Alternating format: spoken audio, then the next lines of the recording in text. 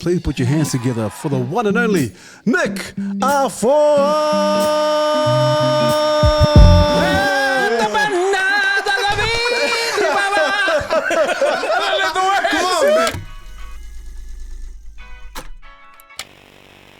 I just decided to step into this audition room and audition for Simba. Two things told me that I could do that. By the time I was mid-20s, I was like, I want to see my son again.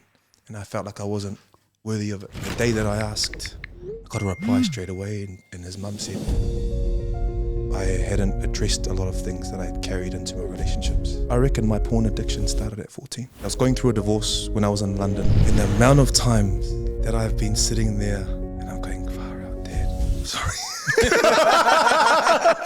Forgive me, Dad. Oh. You play a gay guy in the movie, and so I'm just wondering.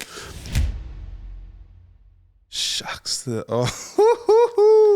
why I love what you guys do. Mandate. Welcome to Mandate, where we navigate fresh perspectives and nothing is off the table. Tonight's guest is from Tāmaki Makaurau, grew up in Māngere and also Papatoetoe, Ukilani. And so the man is an amazing talent, whether he's on the rugby field, music, or on stage. The man is renowned for his role, better known as Simba in The Lion King musical stage play. And so the man's been through it roughly around about almost 7 years, or just over 7 years or so. West End in terms of Sydney, Auckland, also in London. Also the man, in recent times in 2022, the man was also a vocal coach, also actor on another musical called The Pacifica, the musical. In more recent times, in 2023, the man has been in another musical called Miss Saigon in Australia, and also his debut feature film called Mysterious Ways. And also that the man's also starred on TV, Celebrity Treasure Island. And just recently, I think in the pipelines, the man is in another musical stage play, casted in 2024, called Rent. And so the man is more than just an actor, he's also an amazing father, amazing husband, has an amazing story to share. So please put your hands together for the one and only Nick Afoa.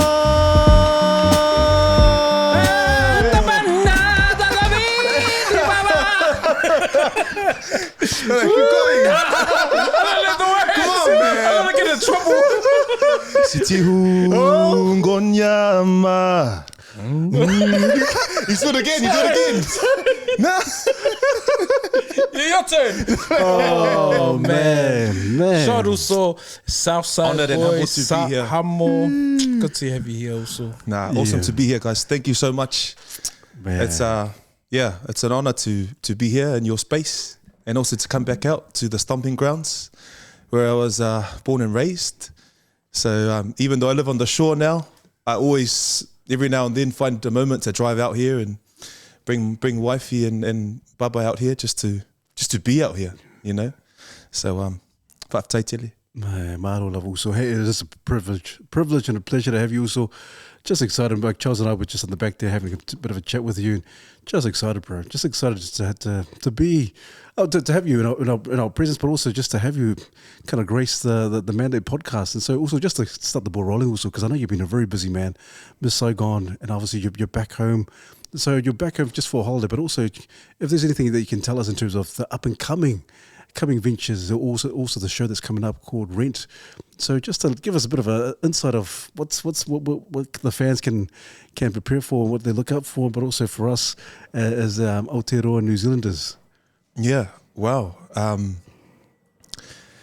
So post COVID, after the Lion King, and there was sort of a bit of a downtime and rerouting here for me and my family, and then all of a sudden this time last year, things picked up again, and I got a role in the show called Miss Saigon. So it was based in Vietnam, and then in the mid 1970s, and the story sort of follows the love story between a local Vietnamese girl who falls in love with an American GI, and I played the role of John, who was his best friend. So I did that show for about 6 months, and then back home, and then I didn't know it at the time, but in the same week that show opened, I got asked to audition for a show called Rent, and so I got that part. And that show was set in America in the mid 90s. a group of people all living together, struggling to pay their rent, but also going through their own sort of, situations in their life and how they're all interconnected. So I'm in that show with my wife, actually. So, and we met on theatre. We met in theatre. And so we're going back to do that. And we'll be back home in June. So it's a bit of a whirlwind. We're home for 2 weeks, seeing the family again, Christmas at home. But we'll be back in Oz for another few months. Jeez, what a busy man. Well, give us a bit of an insight also, because I can imagine that kind of obviously doing the musical stage plays, obviously Lion King, you did it for several years, being the obviously the main star, Simba. And so what would it have been like, and give us a kind of a rundown in terms of how it would have been, obviously auditions, doing show after show. Would it be like kind of living out of a suitcase also, or was it just one of those things like, my gosh, it's just going through the motions sometimes, or was it just, man, every night it's just, man, I can't wait, it's just awesome, I can't wait, the passion's just, and the drive is always there. Yeah, far out. This time around, it's been so different. I mean, this time around doing Miss Saigon and then Rent, we've got a family this time around. So it's tough touring with the family. It's living out of a suitcase. You're like looking for short-term accommodations to stay. Sometimes you're house sitting because you don't want to stay in the company accommodation because it's a small 1-bedroom hotel. So you got to find a big enough place that's close enough to the city theatre, but that's, big enough for the little ones to play around. But going back to where it started, and when it was me and the Lion King, it was just me actually, and my wife at the time. And yeah, so it's, to answer your question, like, I think that drive to play the character and tell the story, it's a passion. But the lifestyle of being in theatre can be quite grueling. Like I think I'm quite lucky to dip my toe in theatre and come out of it, and dip my toe in and come out of it. But I got a huge respect for people that do that. I remember when I was in London, and some of the usos that I used to play rugby with, that were now in the UK playing professionally, they would come and they would watch, bring their families, and afterwards they would ask, hey, so what do you guys get paid, and they were shocked to hear that we don't get paid anywhere near as much as a professional sportsman, because they're like, what you guys have to do, especially the dancers, what the dancers have to do to upkeep their body, to do what they do 8 times a week. And this is not something, yes, naturally gifted dancers, but people that have dedicated their whole life to getting, to that level. So yeah, they do some pretty cool things, those theatre people. Yeah. Jeez. Man, well, you mentioned rugby. Obviously, rugby was one of your passions. I know, obviously, you wanted to be an All Black. Like every rugby player wanted to be an All Black, kind of coming up the ranks. And then obviously 2004, the under-19s in New Zealand. And so obviously that passion obviously that was the ideal passion at the time. And so obviously it's transferred into the musical stage plays and so forth.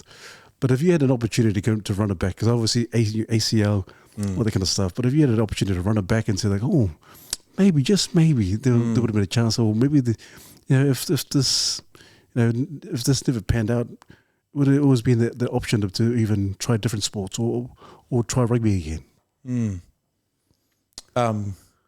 Just before we go on, am I supposed to be hearing everyone's voices through this? Yes, yeah. Okay. No, I'm not hearing anything. No. Sorry, Yuls. This was part of the show, guys. Next, hearing voices. Oh, yeah. I was like, shucks. I'm not gonna complain. Don't complain to Mr. Leeds, man. This is why I moved down the south side, man.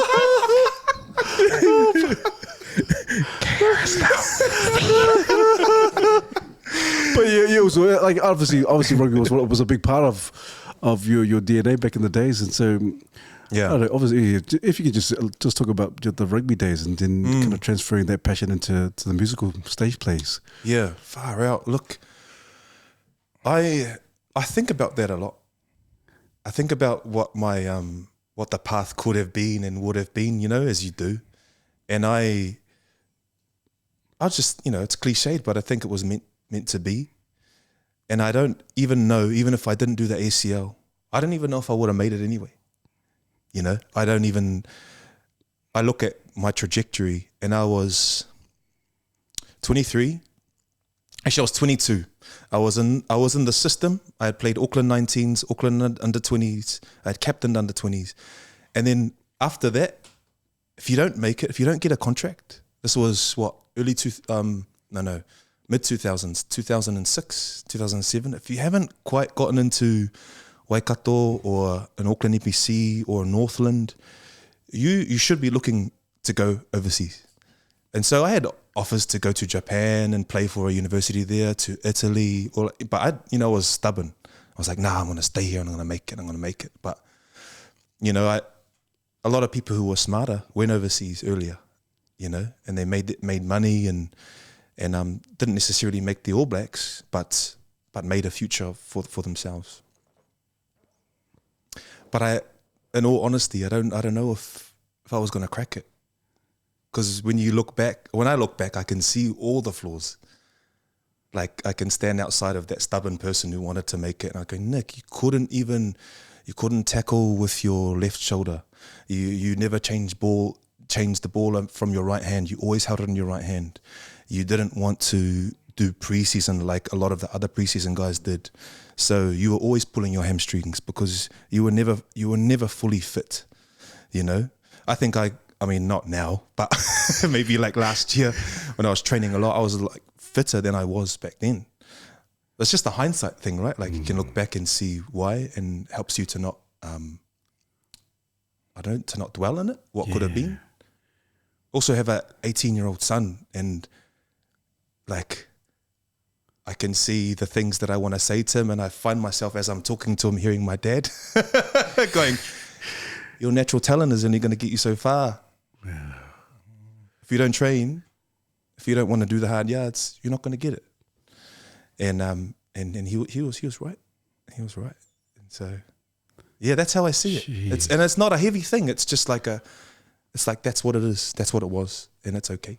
Yeah, and I like that. I like that because good self-awareness as well also. Because there's some people like, and like, you know, you could have, should have, would have, all these kind of doubts and all that. Oh, maybe if ACL if I didn't get injured, all that kind of stuff. But great insights and great self-awareness also. I think a lot of people, a lot of players or people who said, you know, and you get kind of guys like I can imagine people in the bar, oh, yeah, that could have been me. I was there, I was way better than that player, all that kind of stuff. But I love it, the like you said, the beautiful thing of hindsight. You know, you can see like, oh, well, maybe. But you get to admit also, and Charles and I know, very talented also. And so either way, if it wasn't rugby, musical stage plays, the talent is there. It's evident the talent is there. So obviously the trajectory went to obviously music and then the musical stage plays also. So how was that for you? Because I know I read that you played rugby, but also you had to go back to do the productions in school. And so it's kind of like, it's like, I don't know, it's like you're saying, it was just meant to be. And so how was that transition like after knowing, okay, I can't play rugby anymore, I'm going to lose some pace, and so maybe try my hand at musical stage plays. When was the light bulb moment for you, like, man, maybe this is it? Was it before Simba or before the role of Simba or Lion King, or was it just already like, even before there, like, maybe this is the route for me, maybe this is God's plan for me? I think the seed was planted like back in high school when my music teacher said, hey, come and do the school play. And then my rugby coach is going, nah, stay, we've got to finish training. And the music teacher's running on the field going, you're late for rehearsal. So you're like the Samoa Troy Bolton, eh? Because before you answer the question, like, I think people forget, like, you're playing rugby, but then also there were two main Samoans that were singing the national anthem. So it wasn't Lapi Mariner, it was Nick Afoa Skakster Lux from Mangere. Bro. Hey! Fade! The fade! And so, you know, you were still able to be in that app the atmosphere, but it was That's Troy true. Bolton That's type so, of, like, you got these two passions, but I wonder what the tension was like for you in terms of like you know what playing versus. yeah. You know what the buzziest feeling was? Was standing at Eden Park, full house, 70,000 people, and before you sing, you look to your right, and there are boys you played with. Wow. You're not playing, but you're singing. You're singing, the nation song.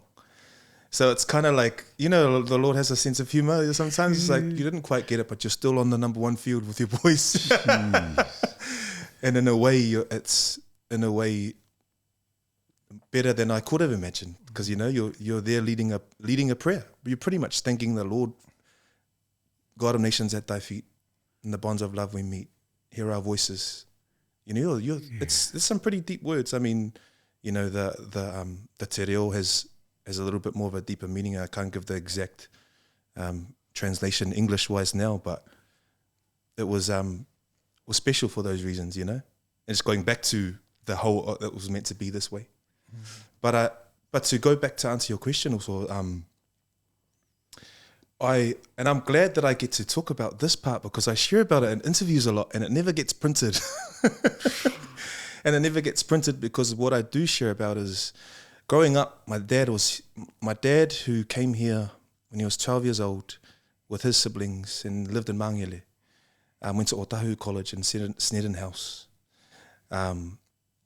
He would always tell me about education, the importance of education, And he always, I never did well in school. I didn't do well in school. And this was another sort of,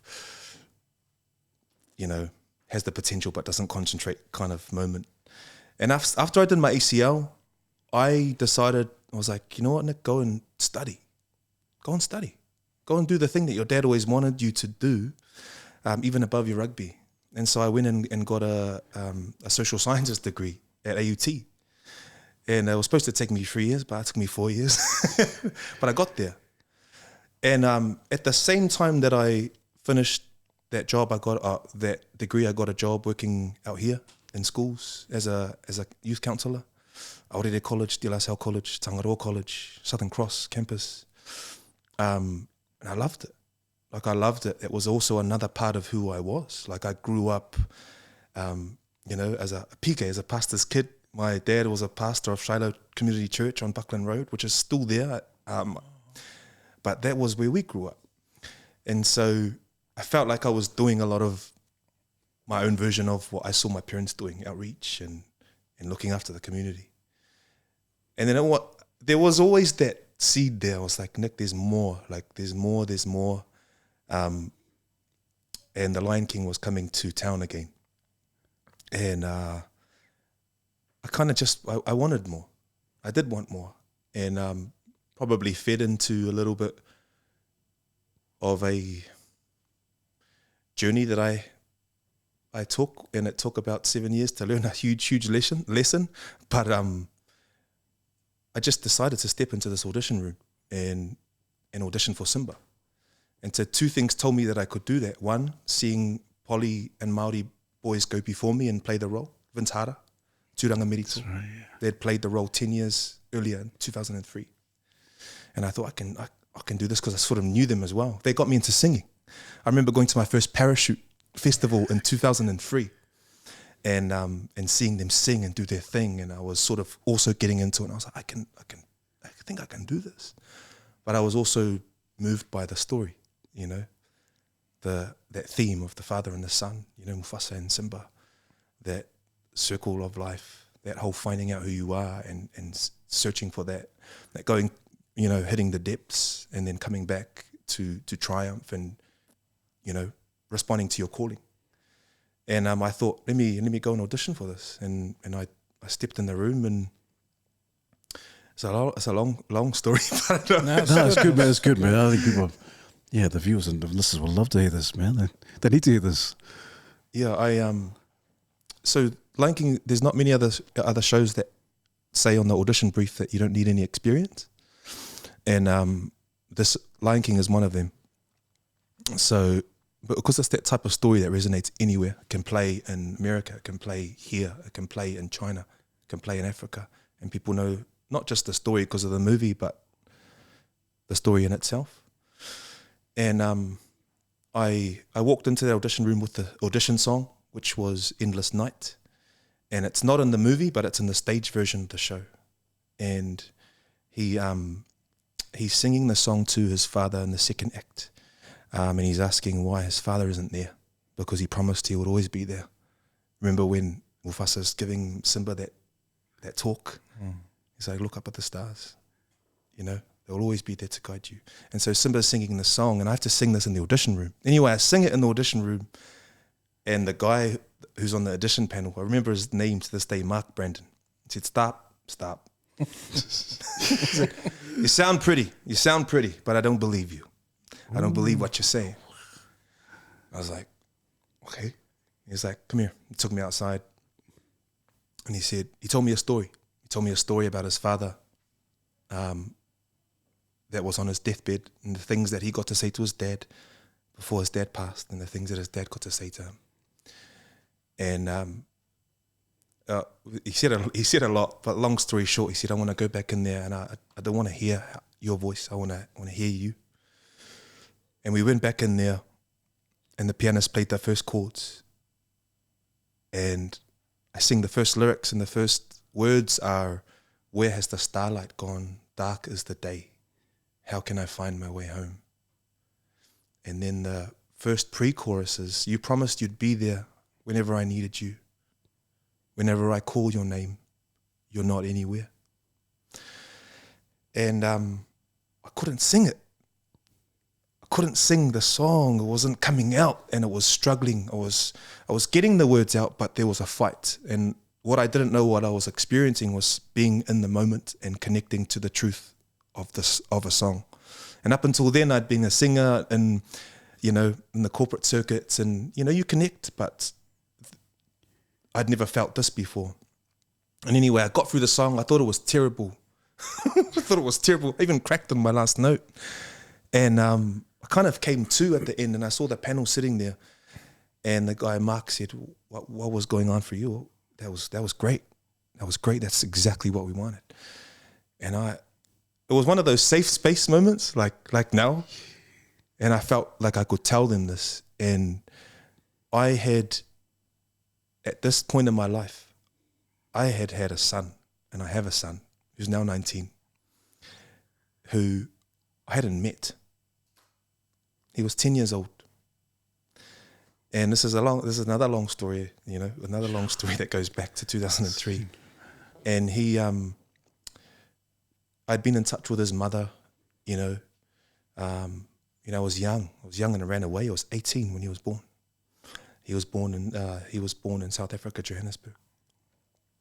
And I said to them, I don't know what happened just now, but when I was singing those lyrics, I felt like he was singing to me. And I've never met him. Anyway, I ended up getting the role. I had a couple more auditions. But my whole point of being in that show was not to do The Lion King. Yes, maybe to be in a huge show that touches people, but I was meant to meet my son again, and I was meant to own what Nick is supposed to do. Fast forward now, and my son's a young, beautiful man, striving for his dreams, and everything. Given the situation, everything is amazing. I didn't deserve a second chance, but I got one. And I like to share this story, even though it might seem overshare, but I don't believe it's overshare, because I don't believe it's too late. I think there's a lot of fathers out there, might be fathers listening now, that are in the same position. And you know what held me back? I wasn't ready for many of those years in my early 20s, but by the time I was mid-20s, I didn't get the role till I was 28. By the time I was mid-20s, I was like, I want to see my son again. And I felt like I wasn't worthy of it. So I didn't even ask. And the day that I asked, I got a reply straight away, and his mum said, we've been waiting. Danny's been wanting to meet you.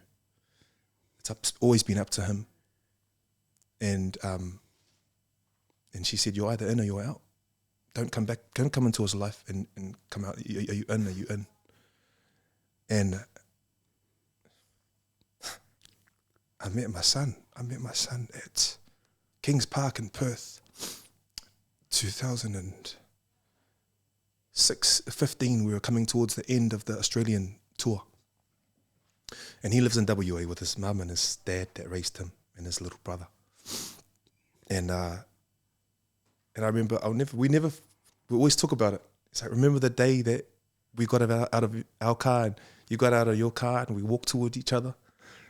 And he's like, and my parents waited because they wanted me to walk to you.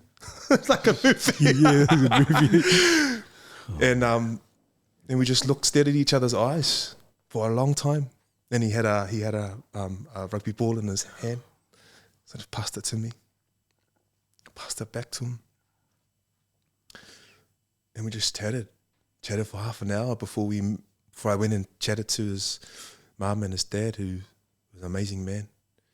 And that was the beginning of another chapter in my life of pulling back all these years that I lost, but I found again. So it's the thing about me in theatre is like, yeah, you tell stories on stage, but for me, there's always been entwined somehow in my life, like my life, and I had to get a lot right.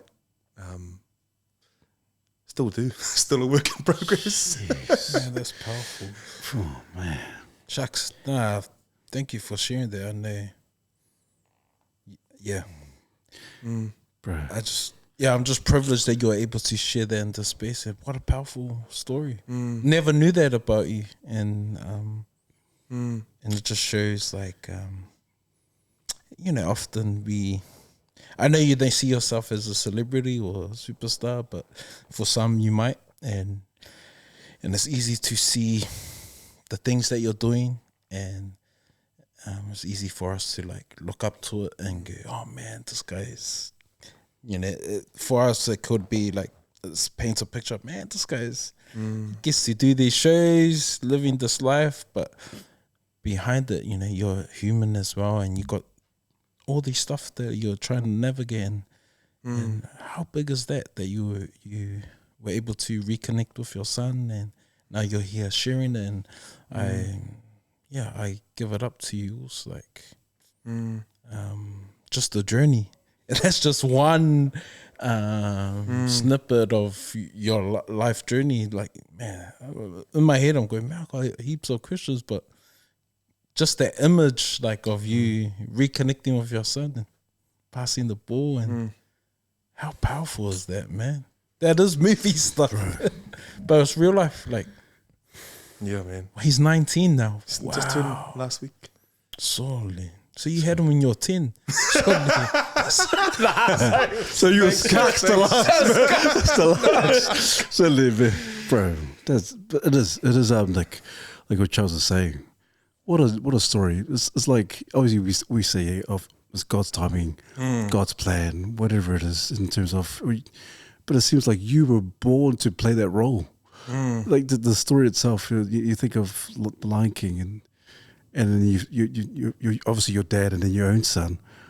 Brother, it's just, man, like we could just stop here, just there's this what, because you think because it seems like it also, because you look at the what's happening in this day and age in terms of our whānau, our inga and the family setting and all that. How many times you've been hearing, hey, absent fathers, we're the fathers in the household. And for you to take ownership and to be a man, you know what, I need to reconnect with my son. And through the audition, it's like heaven, like God sent, like, my gosh. And then you're able to reconnect with your son, but also and follow with your passion and the dreams of doing Lion King, and it's just expanding the opportunities. Because you could have just said, you know what, who cares? I'll just leave that chapter's passed on. I don't need to revisit that. But you had the guts and the courage to say, you know what, I need to go reconnect with my son. How is that? And how powerful is that? But also not only your son, but also the relationship with your own dad. Obviously, your dad is an intricate part of who you are, but if you can describe for us, what's the relationship with you and dad? Because I can imagine it's just as powerful or even more powerful. Yeah, far out. My dad. Wow. Do you know what? I've been getting a lot of moments, especially, so my son came to live with us while we were touring, because I was like, son, come over from WA, come stay with us. And it's the longest amount of time we've ever lived together, because it's always been, a lot of visits now. So we've had 6 months. And the amount of times that I've been sitting there and I'm going, far out, Dad, I'm sorry. Forgive me, Dad. Forgive me, Dad. Oh, you know, like for real, like, oh man. Like, you know, I never listened to you. I never listened. And it's like kids are kids, right? And my son's, he loves me, he respects me, but there's some stubbornness there. And I find myself in a season where I'm like, man, I need to savor these years, because he's not, you know, we don't live forever, but our parents, you know, I don't know if your parents are still around, and sorry if they're not. But yeah, it's like in the same way that I'm really reeling back years for my son, I almost feel like I want to reel back years with my dad. Yeah. And, you know, because there's different types of chapters in our upbringing. So we grew up here, born and raised, Mangele, got a New Zealand, Croatian mum, you know, Samoan dad, you know, so we were those, you know, brown kids walking around with the white mum going, is she the babysitter or is she the mum? When it was Food Town at the town centre, you know, Free Guys was just down the road. And then I was 14 and my parents divorced. They separated. And that was a huge shock, not only to us, but the community, because in everyone's eyes, our family was really close. So, yeah, my family sort of split up. I've got 4 sisters, and they all went and lived with my mum out west, and I lived with my dad. And so my dad was to this day, he's only loved one woman, you know. He used to tell me that proudly, like, son, I only ever loved your mum, you know. And I didn't know how to, as a teenager, help my dad. But I felt so heartbroken at the pain that he was feeling, you know.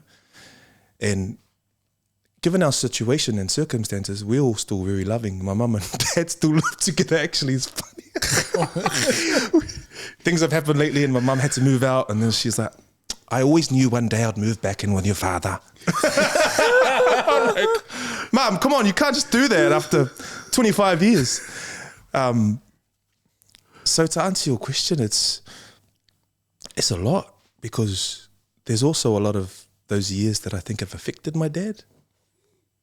And I don't know, he's a loving man, but he can have a hard shell.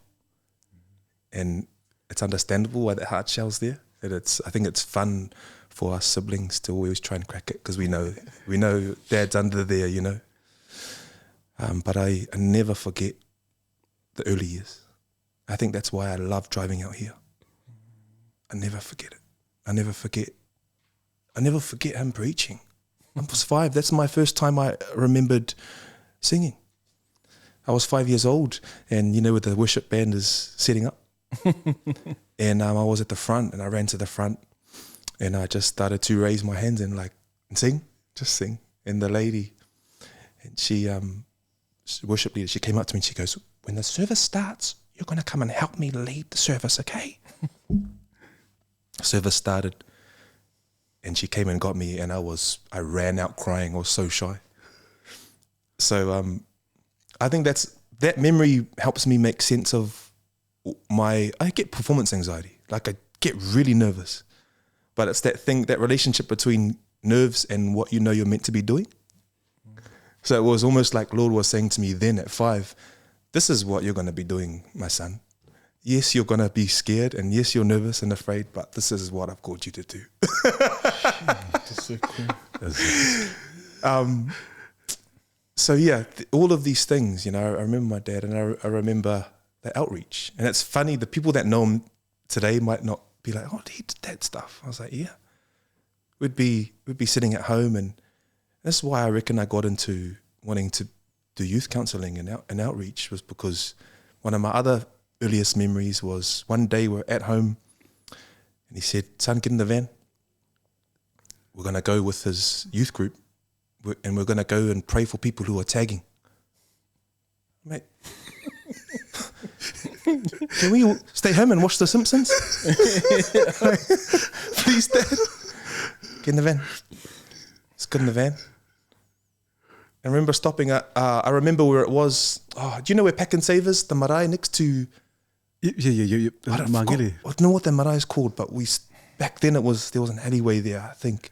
We stopped and he went, and I just remembered him. It was dark, and I remembered him walking back, and had torches. And I just remember seeing there was more people that he walked away from, and I thought that he walked away from the van with.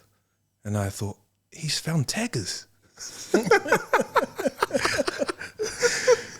And he just came back to the van and I said, what did you do, Dad? And he said, we just prayed for them. We just prayed for them. And that was it. And, you know, like in your child brain, it's just like, you know, okay, that's what you do. Like, I felt a little bit scared, but you get called to do something, you do it. And you do it out of love. And I'm grateful that I experienced that. So I think it's a part of me. You asked me before if I'd get back into social work, and in some way I will. I'd love to somehow combine art therapy or music therapy, or me and my wife actually just be a part of that sort of mahi, because that's where it's at. Yeah, art's art, but art should heal. Wow. Yeah, we're entertaining, but it should heal. It should heal you if it's real. Jeez. It's cool because we're interviewing you now in a season where you've done a lot of reflecting. You've navigated this life, like trying to make sense of everything. And, you know, maybe if we interviewed you 15 years ago, everything would be a bit different. Like, but like you have this ability to look back now and then make sense of everything. But probably at the time, your father at 18, your PK, the pressures of being a PK is different. The community could easily turn on you because, hey, you're the pastor's son. I'm just making generalizations here, and you can speak to it afterwards, but like, it could possibly be like, hey, we won't talk about this, or son, I told you, like, you're putting shame on our family, and then your parents divorce. I know because we had spoken about it outside and we sort of went into it, so we're not laughing at the divorce, but yeah, I know. It's an inside joke. Yeah, but you went of course. through a divorce in your second year, trying to reconnect with your son. So like, I know we were painting this nice picture now, and because you're able to navigate through all of that, but it must have been tough going through every different season of your life, and there would have been heaps of lows, probably heaps of relationships that were broken or damaged, and then having to rebuild all that, and then you're still navigating through this journey. But I don't know. Are you able to speak to any of that? Also, like, yeah, man, the feeling of the lows and the highs, or how supportive family was, or like how much it was like you felt like a black sheep. I don't know. I'm just speaking to what possibly could have been. Yeah, man, I'm trying to think of how to start this because Let's go back to. it's Up to you, man. You want to start? Can you share it? Hey, Let's go back this is- to, I don't know, we're like 18. Just 18. I thought you were gonna go back to the advice I asked. Oh, we'll get to that. We'll get to that. Ooh, 18. Oh my gosh. I think I'm gonna need to go back further. Okay. So, shucks. That's why I love what you guys do. Honestly, And if you can, if you. this is good. Also. Okay. This is really good. So, I was going through a divorce when I was in London. I'd reconnect with my son. That was one part of a healing that was happening. But on another coinciding with that was me going through a divorce. And we ended up divorcing in 2019. Officially, even though we had separated. But that was tough because of what it brought up with what my parents went through. And I think I had to really be brutally honest with myself. And if I was to be brutally honest with myself, I needed to stop and I needed to go. Because all honesty, I got into another relationship straight away. And I was kidding myself. It's like, nah, you've learned. You've learned all you've needed to learn.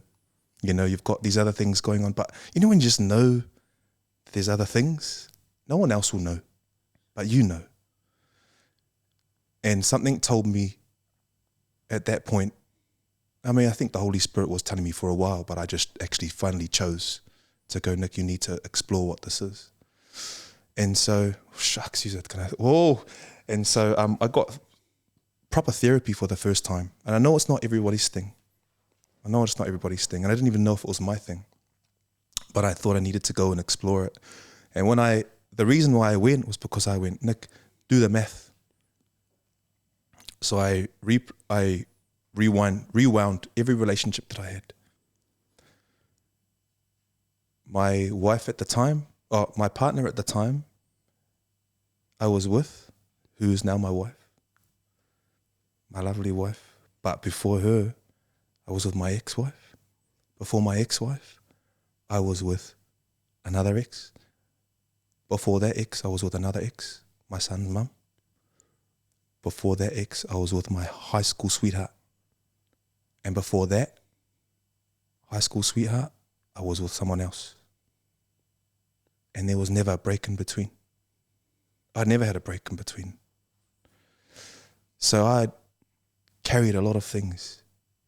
I hadn't addressed a lot of things that I carried into my relationships. And you would think that when you get married, that's it. Like you wipe the slate and it's done, it's fixed, you know? And there were a lot of things, you know? I'm about to go into another tangent as well. So at the same time, so I did all that rewinding, the same time that I went back to that 14-year-old self, it was the same year that my parents divorced.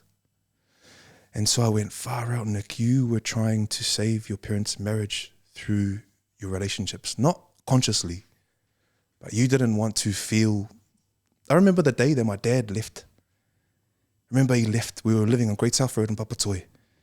At the back, Grange Golf Course was at the back. I remember that house. And my dad left and he went to go and live at our grandma's house in Mangele in Wakefield Road. And I'll never forget that. My sisters were this high crying at the door because they kind of knew what was going on. Anyway, this sort of just helped me figure out why I had problems with commitment. Not to make excuse, but you got to shine a light on something so you know what to do with your life and with yourself. And it was the same time all of these things started to coincide. So I'll share this. I reckon my porn addiction started at 14. I was living in a boarding school. Porn was on tap. Every second guy had a porno magazine at the time. Porno DVDs to pass around, you know. It was just, some people can, it's a normal part of young people's like development. They watch it, they don't attach themselves to it. I survived sexual abuse as a kid. This is another thing I'm chucking in there. But you bring up self-awareness before. Yeah. This is the biggest thing that anyone can do, is do a master's on yourself. You know, if you don't go and study, do a master's on yourself and understand yourself. That's how you get past over your mountains, you'll beat your giants. Shine a light on those hard to look at things and you'll be able to do it. And so this didn't make things easier. It was like, holy crap, this is like, I'm just seeing all this stuff. Can I tell you guys the story about how it happened in the therapy session?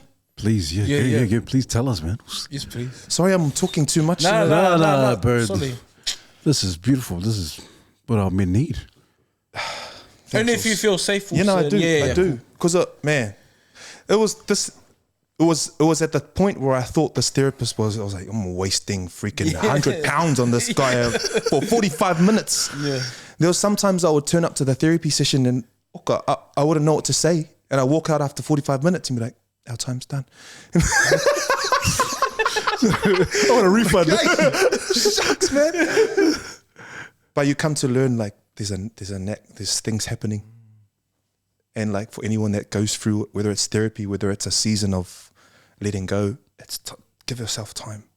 Because there's going to be weeks where you don't know what's happening, but inside, especially if it's years of stuff, it's like things just welling away. Let it come to the top. It will eventually come. So anyway, rocked up. It was the morning before our double show. So on a Wednesday, we do a matinee, Lion King, on a West End in London. And I caught the train to my therapist and I wasn't feeling good. And I didn't have anything to take to the session but one thing. And the one thing was, man, I felt a need to take it to the session. And it was the guy that was playing Pumbaa. Keith. I love that guy. He was leaving. And I felt so mad at him. I was angry. And I didn't let him know, but I was like, I wanted to go to the therapist and I want to say, hey, look, I'm feeling like this towards this guy. And he asked me some questions. He said, look, who is he to you? And I said, look, in the show, Pumbaa's the guy that, you know, and Timon, they look after Simba when he runs away and they pretty much become his parents, you know. They're not the best parents, but they're there. They're looking after him. They love him in their own way. And Pumbaa's maternal. For me, Pumbaa's my mum and Timon's the dad. And anyway, I said, look, I can't look at him at the moment. And it's starting to affect our work on stage. There's a scene where they're sitting under the stars and Pumbaa says, you know, to Timon, ever wonder what those sparkly darts up there are? Oh, no, Timon says that. And then Pumbaa says, yeah, I always thought they were balls of gas burning millions of miles away. And he's right? And everyone laughs. And usually I have a moment where I look at him and laugh and I can't even look at him and I'm like, I need to take this to therapy because it's affecting work. And I said, oh, I'm getting angry at him. And I think I'm getting angry because he's leaving. And then the therapist goes, it's the same way your mum left you. Your mum left your family. And I started weeping. And I couldn't control it. I couldn't control what was happening. You know, it was like going back and forth between, shall I knock this guy out or shall I? You know? Yeah. He didn't say it like that. He said it like in a suggestive way. And you know, it was, who said light bulb? You said light bulb before. It's not always like a light bulb, but in that session it was. And I went, man, I haven't forgiven my mum. I haven't forgiven you, mum. And I remember I was sitting in that session, I was saying, Mum, I forgive you. how dare I hold this against you? Because my mum, even though, you know, she left and she had her own reasons. I didn't know about postnatal depression at that age. She went through a lot herself. I just realized in that moment that I needed to forgive her. And when you know, it's like, I forgive you, Mum. And I called her that day. I said, Mum, I think I've held this against you, since 14 when you left Dad, and Dad had to leave. And it just made me realize that I was holding on to relationships not in a healthy way, and because it wasn't I was never ever fully letting go. It was like a superficial love, and it was romanticism involved in my relationships, and it was I'm there for you, but I'm not. And at the same time that I got into the Lion King, it played at my ego. I was the king of the jungle. I got taken from Australia to the West End. Got to my head. I would say, nah, I'm still humble, but there's fake humility. And I can honestly say that that's what that was. Because behind my closed doors, my relationship wasn't right at the time. I was doing the dirties behind my ex-wives at the time. And it's such a whole kettle of fish, right? And I think everyone's different. I think that's why I wanted to share this long story. It's good. Because just so everyone knows that you are your own story, and as sad and as deep as it can be, it can also be your power. And I have to make it my power, because I'll be honest, there's things that I'm working on, but because I think I'm the best version of myself I've ever been, because I've been there and I can see it. And I know, can be open with my wife about, like, babe, I struggled the other day when you were overseas, and man, I just want to watch some stuff. That level of honesty. And it's like, okay, why did it happen? What triggered me? I don't like to use those buzzwords too, because I want our men to be able to understand that this can be their world without having to say the word therapy or trigger or, it's just, the work on yourself is endless. I'm sure, do you guys find that in your own lives? Because, our stories are all different, but just you sharing about therapy and what it's done for you in terms of unpacking things and pinpointing where you're at and why, things happen, and looking at patterns. It's like encouraging me to, because I've been struggling with my parenting towards my 18-year-old daughter, and only this week, because I keep on like clashing and communicating to her in the wrong way. And I know I've people always mentor me and give me the right advice, and always look at the way people parent their kids, but it's still, I still clash, and it's not healthy for her, and I know it's putting a dent in my marriage because of the way I am. So I had to really look at myself, okay, man, maybe I do need therapy, and I have to seek that, to pinpoint why I feel this way. And so, like, just hearing you talk about your story, and there's like a different situation, it's like, nah, this could help me, this. And so just hearing your story, it's amazing. Also, like, you've been through so much, like, you're able to share it openly. And these are like real stuff that our men go through. And we don't, sometimes we have to create the right setting, like, and there's buzzwords, and we have to play the right music or see the right people. But like, hearing you share about it, like, it has to be safe, but like normalizing it, like, hey, this is available to us, and you're different, or timing's different. And it's helped you. It sounds like it's really helped you. It's still a journey, but That's true, man. Yeah. I think I just know. I think it's not just hearing you say it. Also, it's not. I never take for granted the thing. Like if I feel heavy for like 2 or 3 days in a row, and I find myself thinking about something, and I'm going nah, and then you think that I can't possibly be that. Why I'm having a bad day. You know, you think it's gone, and you're still feeling. And I'm like, actually go into that. What is that? And my wife is great at just being that sounding board. And I go, babe, can we just talk about this? And I think for me, sometimes it's the biggest thing that holds me back, or that used to. It's embarrassment and shame that it's silly. Oh, this is so stupid. Nah. But Nick, you're feeling so heavy about it. It's making you angry. It's making you want to uppercut every person you walk past. Yeah. And then it's when you do that, it's when you have the talanoa, that's when it doesn't have to be a therapist. I don't think it has to. I mean, at times we need, professional help, but a lot of the time not all of the time, but a lot of the time it's the people who know us.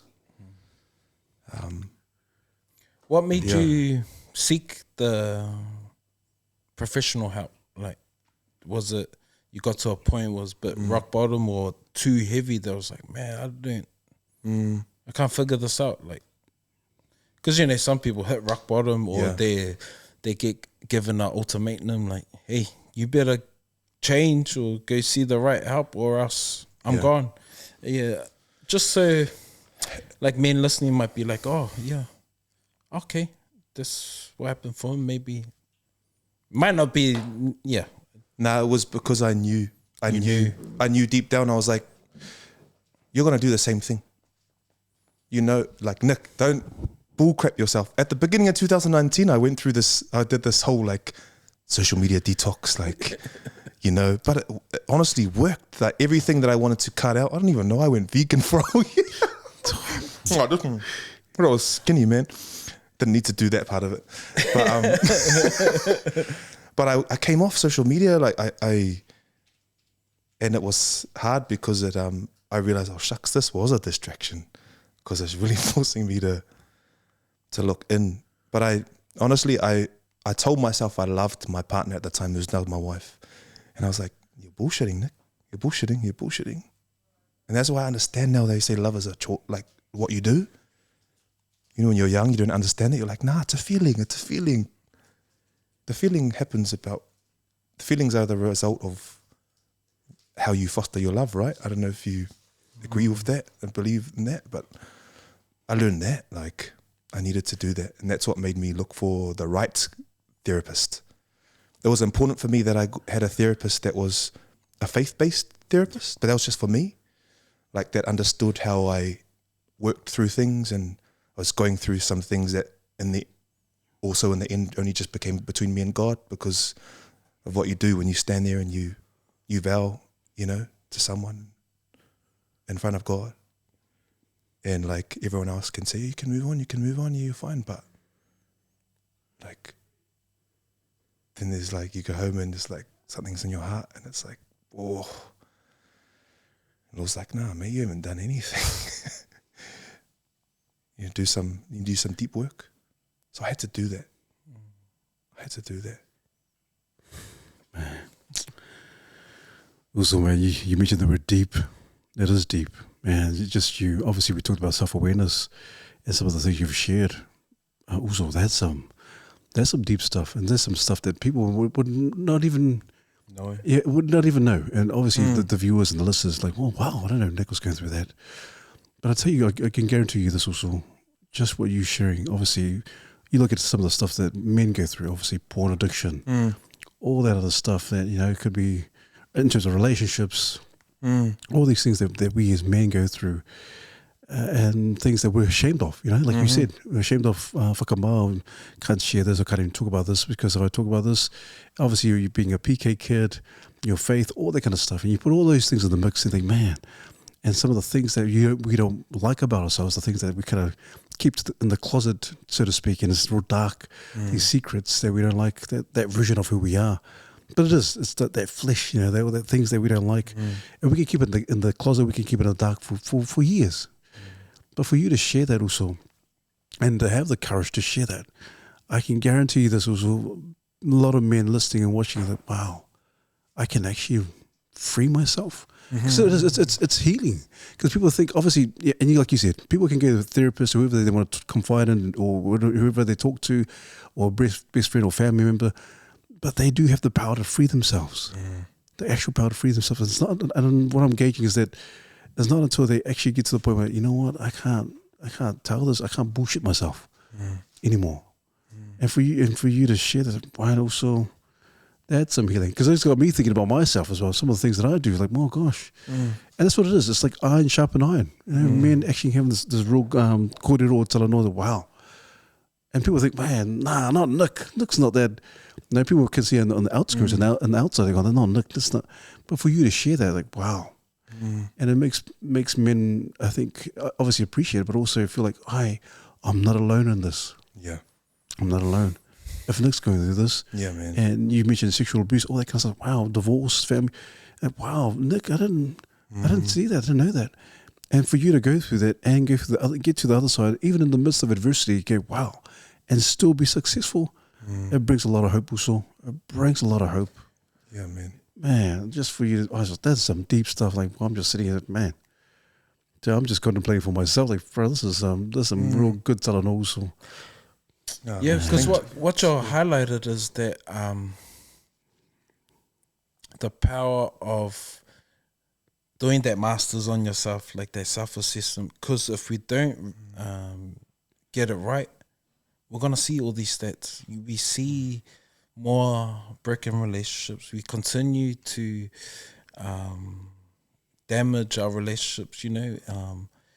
Some people will go the other way, continue to be promiscuous and having this facade, and we could turn to alcohol and drugs to numb that feeling. And because you know, when we try to sweep it under the carpet, it eventually comes up somehow, but we want to like not feel that way, you know, because it's, you know, it's there and you don't want to get to it, so we turn to other things to make you feel better. Hey. Well, like grandma.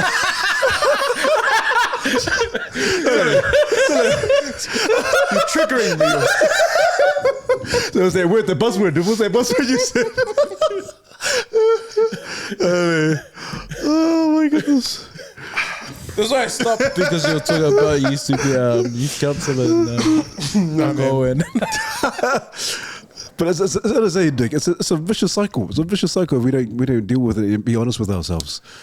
It's a vicious. Yeah, I mean, we were talking a little before about we started a little podcast that only lasted one season, 10 episodes, and the driver for that was just what you guys said. Like the also Herbie that we were doing it with, we went through the same things as kids, you know, and he was like, bro, we just need to talk about it. Normalize it.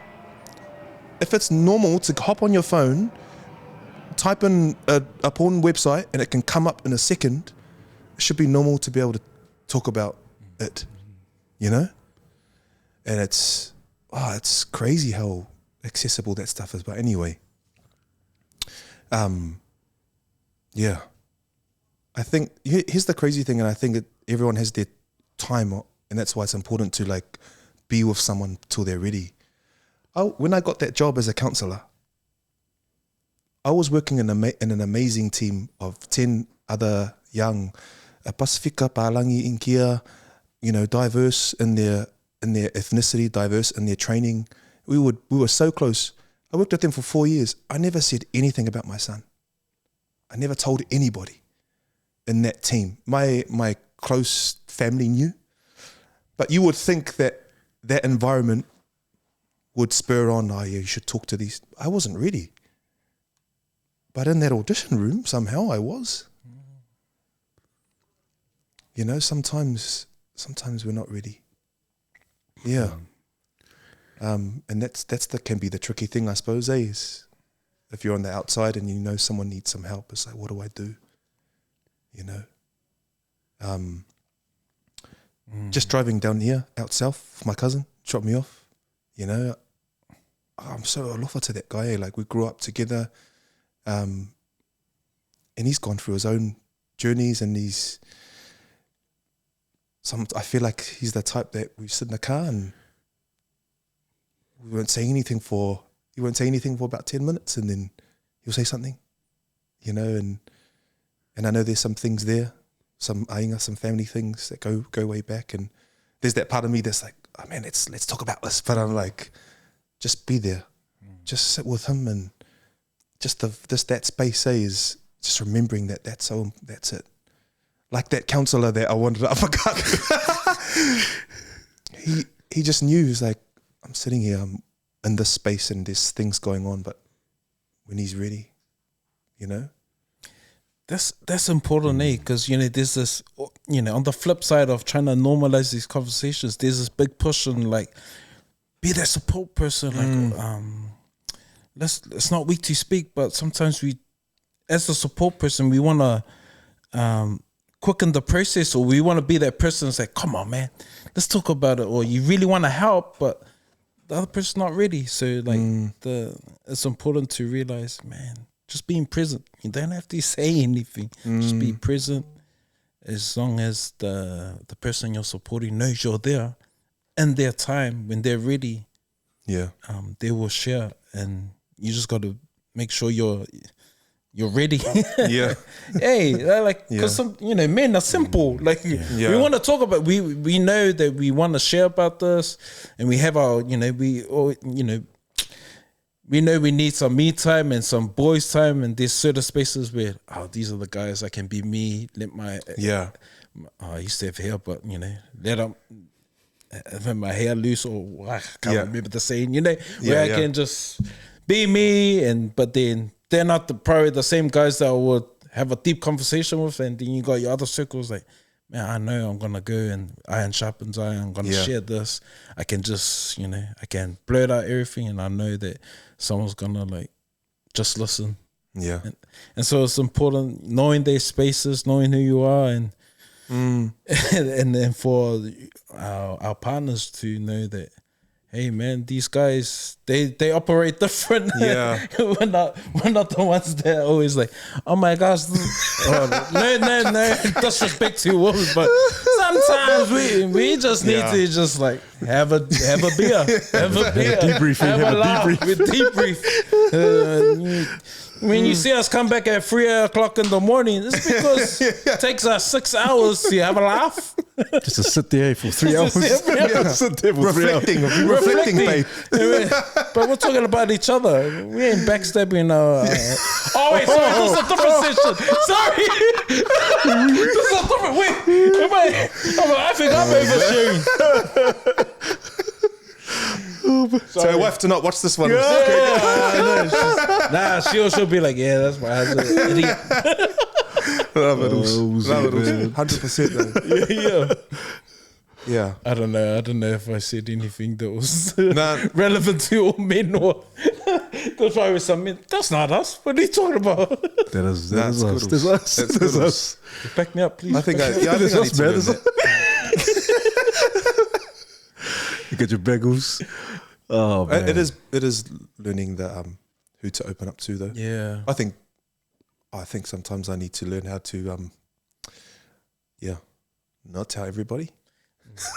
Yeah. Like I can, I'm okay now, but I think there's a healthy way to do it. Yeah. Because some people aren't also ready to hear that stuff, and especially around the taboo stuff, it's like, do I come out and say all my, past trauma?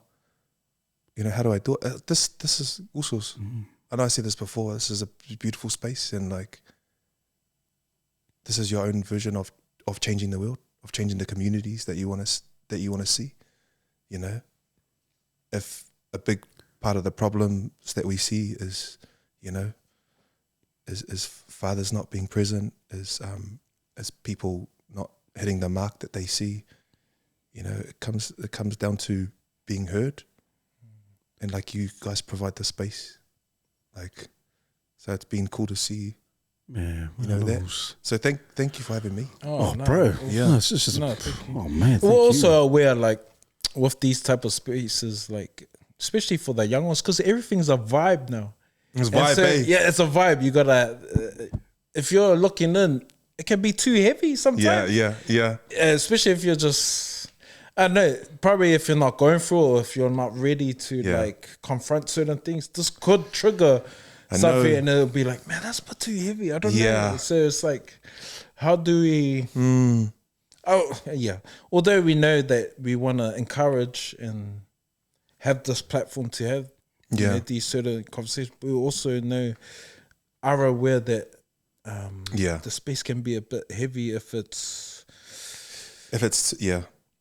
Then there needs to be the light with the shade, eh? Like the light with the darkness is like talk about the darkness, but you know how where's the hope and where's the light? Because we're good at laughing through our pain, which is a beauty that we have, you know. So hopefully we can normalize the other part of like, you know, I love comedians, eh? I love watching comedians because they just go in on anything. Yeah. And it's, I suppose in a way that's also therapy and healing as well. For sure. Like some of the things that I'm like, far out, that person just said that. And they can get away with it. They can get away with a lot of stuff. Yeah, but using humor, you're right, absolutely right. In terms of comedians, they have this ability to kind of share things, whether it be political, social, whatever it is, and get away with it. But it's people kind of they're laughing, but also at the same time, they see the truth within the laughter, but also they leave out, maybe this is quite helpful in terms of healing. Yeah, true. And so as Charles was saying, also, and then there's a heaviness. But the heaviness needs to be, it's the healing process. You have to go through the heaviness. You have to go through those times and share some of those times in order for the process, in order for the healing to happen. And like I said before, also people, and it's depending on whoever it is, whoever's listening, watching, and it's for those who are ready. Like, wow, I'm ready to hear that. I needed to hear that. And so regardless of who, it's like, that's a bit too heavy and whatever. But for those, like I said before, those who are listening, I needed to hear what Nick was saying. Maybe I need to look deeper, and maybe it's for me to move even further and push through and find a bit of a breakthrough. And so I love what you're saying, bro. Man, I tell you, it really resonates because I can, it's not coming from it's not coming from a place where I just have to say something nice, have to say something I have to share a story that, this story is like, wow. It's actually coming from a good place in the heart of a man who obviously has been through stuff and is now kind of like your own processing, your own healing. And we need that. We need that as men.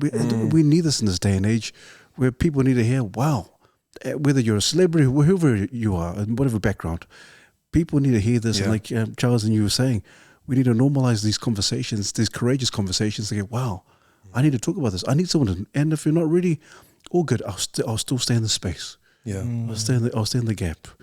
And what you're sharing also, man, it's powerful. I'm not even kidding also. I'm saying like, whoa. I was like, shucks, you're making me getting me sentimental also. But I wasn't expecting this chat. Yeah. We were talk about Lion King, the advice they gave you that you didn't listen. Come on, Us, tell us. Yeah, so I met remind the Nick in 2013. I was at ATWC as a youth worker. He doesn't remember me, but he was getting ready to get married. And I'm gonna get married. I'm like, hey man, I'll be married for like maybe 10 years, man.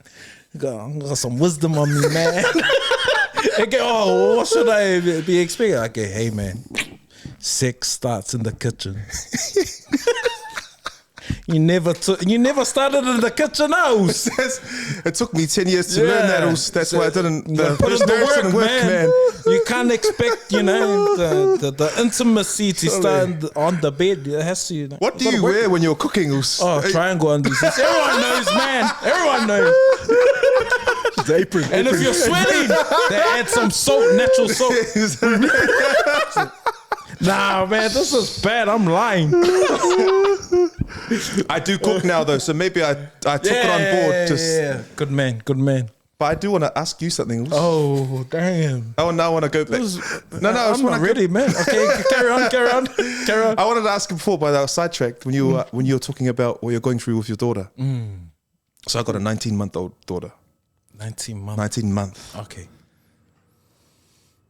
Does it seem like yesterday that your daughter was 19 months?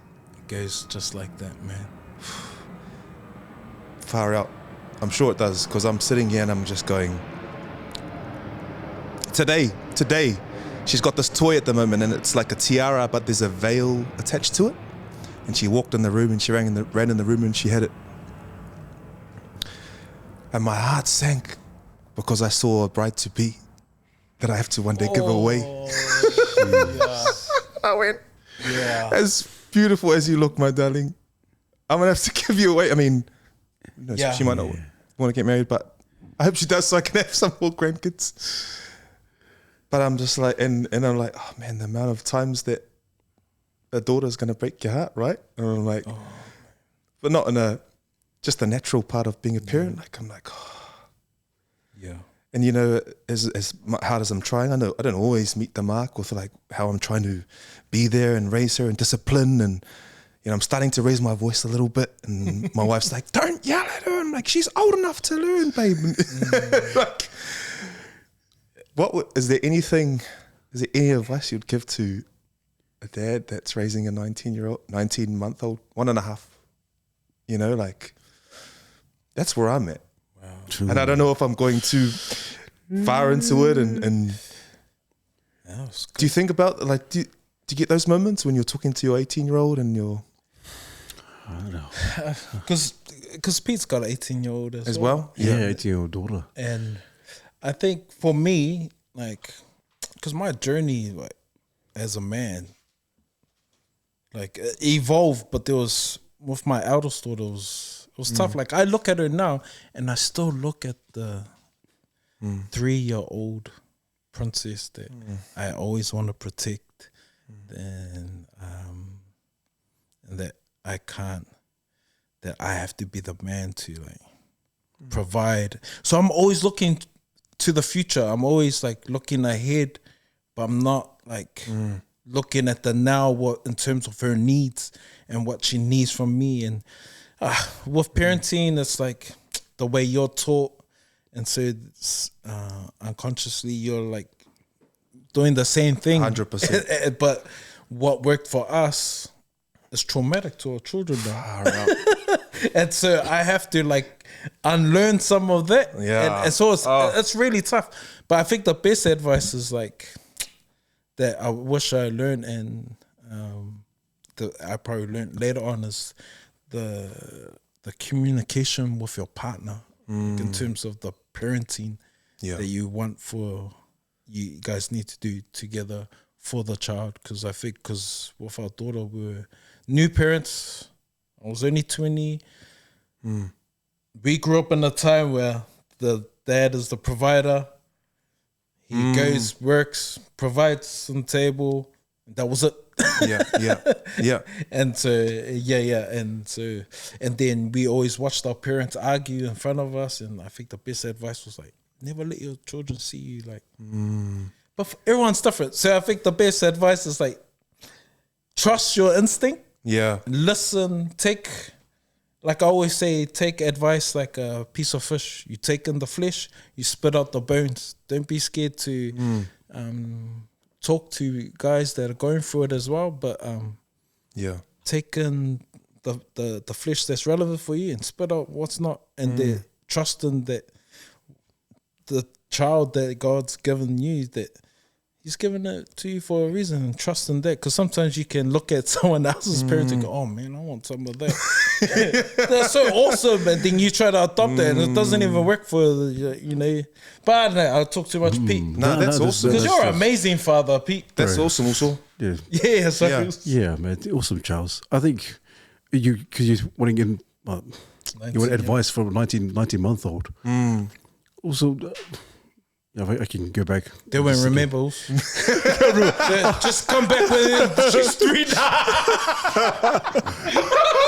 This was Not a game. this was, what's her name again?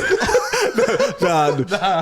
In all honesty, also, I think if anything, obviously because still very young, bro, just enjoy. I think enjoy the moments, the memories that you have. Also, Yeah. obviously you figure out. She'll figure out. Obviously, you'll see her character will come out and all the kind of things that she's gonna. Obviously she's gonna grow up. But not even, and don't even worry about what the future holds. I think just to be present in the moment, enjoy while she's still young, and just spend as much time as you can with her, because it's true. 19 months before you know it, she's 19 years old. Yeah. So just enjoy you and your wife. Just enjoy her, and let her know, hey, don't no rush to grow up. Don't rush to grow up. Just enjoy your childhood. Enjoy exploring and all that kind of stuff. And then you as a dad, and your wife, just enjoy that time, because that time just goes just like that. Before you know it, like you're saying, she's going to get married now. And so just, embrace every moment also. And love it. Just love being a dad. Obviously, you're going to have your flaws. You're going to make your ups and downs. You're going to make mistakes. But while she's still young, just love on her as much as you can, and just be there for her. Advice. I wish I heard that advice when I was. I wish I had that advice. That's good, because as visionaries and as fathers, you're always looking to the future, and I'm always like thinking, man, I'm always worried when she was 6. I was already worried about her first ball. And I always had it in my mind, the bad boys thing. And so when it happened, I was bad. And so but man, honestly, they're only 19 months once. They're only 5-year-old once. And those milestones are all different. So if I could go back, I wish I was just enjoying the moment every single time. Because now, man, this feels like therapy. Now I'm looking at her at 18. I wish I was more present in terms of the high schooling years, where I needed to be there and just enjoy her being a year 9. Enjoying her being, because I was so caught up this future, because of my own insecurities. That's what I'm doing now. That's why I'm asking you these questions. This is good, bro.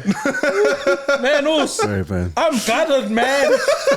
Hey, good question, man. I like it. I need some healing. I'll give you that therapist number. Yeah. He might sit there and say nothing for first 2 weeks. But I need a sponsor first, so I can. Bro. Nah, that's awesome, good. Awesome. Thanks for asking the question. that is really good. That's good. Thanks for that thing about the money. See, my wife grew up way poorer than we did. She never knew they were poor because her parents never talked about money. I knew we were poor because my parents always argued about it in front of me. Always. True. Seti, when are we going to move to Papataui? From Mangin. Oh. Yeah. But and it becomes a mindset because you hear it. We don't have. But we were happy. My parents had their stuff, but we were happy. So I'm having to remind myself that my wife will always tell me, be careful what we're talking about. She's hearing it all, even at this age. Anyway, thanks, boys. This was awesome. That's so cool. Also, just because I know, obviously, we talked about the musical stage plays and Simba and Lion King and Miss Saigon.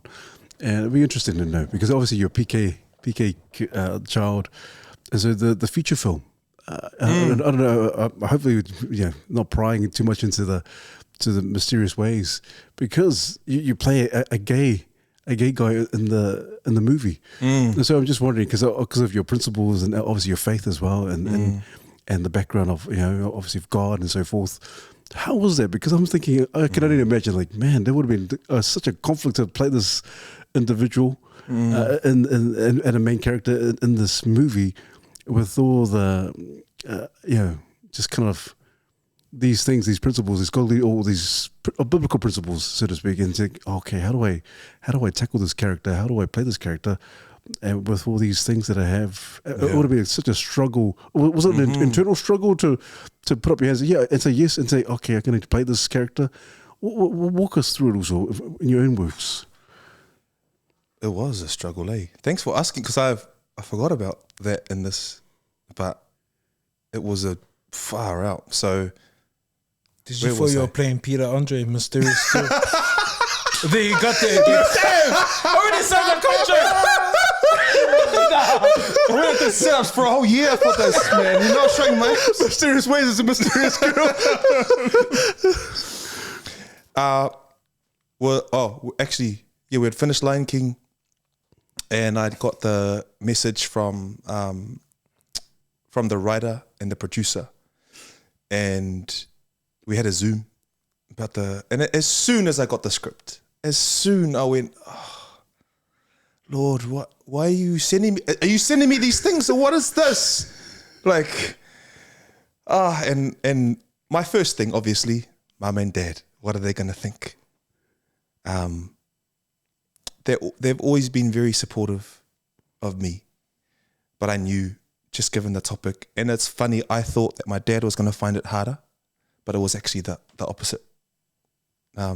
Since being a pastor, like he's been out of the ministry now, my dad's like, yeah, he's softened in a lot of ways, and he's just like, son, if it's good for your career, just go and do it. Just go and do it. You know, I've got your back. Mum was like, I don't know if you'll be able to show your face at church, son, for the next 2 months. But I got the script, and there was a scene in it that actually made me go, I need to do this movie.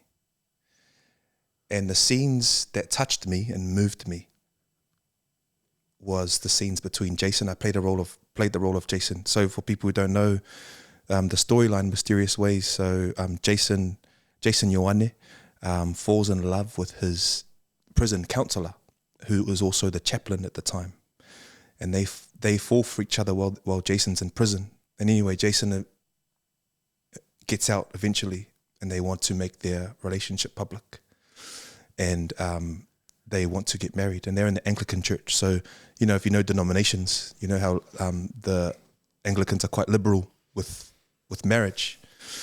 And so I had to dissect a lot. Like there was a lot of a wrestle. There was a lot of wrestle. And after like talking to my mum and dad, what went down was like, Lord, what do I do? Like, what do I do? And I read the script and I went, you're like, it's funny, like you can't talk about this stuff without getting cancelled these days about like what you believe, eh? But like you shouldn't be cancelled for what you believe. You should be cancelled for the way you treat people. And I believe certain things as a Christian, but I'm so far from. I've just shared with you guys how much I fall in many different ways. But my point for doing this, it was bringing to light the journey of someone who is going through the struggle of being accepted as a homosexual, and someone who feels like, in particular, Pacifica, that the culture doesn't love them back because of what they choose. And I had to put myself in his shoes, I had to really put myself in Jason's shoes. And the more I looked at the script, I went, actually, it's okay to tell this story. I'm telling a story. This is what the Anglican Church believes and is fighting for. And it's what's going on today. So let me tell the story the best that I can. And I do this, like I pray and I said, Lord, however you can make your spirit shine in this, please do so. I don't know. I'm going to tell the story, but I give it over to you. And that's what I did. And all the things that I thought I was going to find hard, you know, like kissing another guy on screen, you know, it was all okay because I went to take sexuality out of it. He's a person that has desires. He feels things. He feels pain. He feels love. He feels joy. He's fallen in love with this person that he wants to be with. He's got this, what do you call it? A dichotomy, like a torn relationship between his culture, which is a part of his blood and his veins, but the culture that he's a part of doesn't love the choice that he's making. So it actually became a really interesting project. Yeah. and I enjoyed it. I enjoyed that script, that film, that screen experience, and yeah, it's interesting because I'm also about to play another gay character as well in Rent. So and I know even me just saying that sort of automatically puts me offside with a lot of Christians, and I get it, I understand. And I even know saying some of the stuff I just said will put me offside with some of the LGBTQ community for saying that I believe certain things. But I believe this wholeheartedly if I'm made in Jesus' image, and Jesus walked this earth once as he did, you know, and I'm being given the gift of being a storyteller. Is it not my path to put myself in shoes where I can understand someone's journey? You know, and I truly felt that. I felt that as I played the character. You know, I didn't talk about the scene. There was a scene between him and his auntie, and his auntie sort of half raised him like our aunties do. And that's his connection to his Samoan side, because he doesn't want to be involved with anything other than his auntie that knows him. And there were some really touching scenes where she was really trying to understand him, even though she was like, well, there was this, what was the scene? She just said at the end, I asked her if she's going to come to my wedding. And she hugs me and she says, just don't tell Jesus. She's like, oh, come, just don't tell Jesus. And it's comedic, but it's deep. It's like, imagine a lot of our elders out there, aunties, uncles, parents that are raising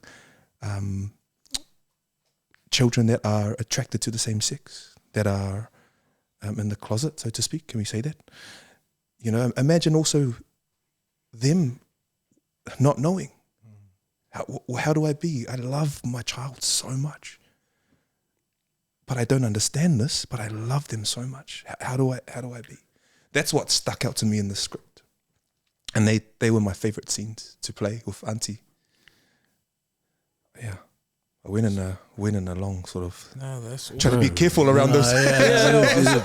So what did you learn from that project about yourself and how you understood like people that go through that struggle?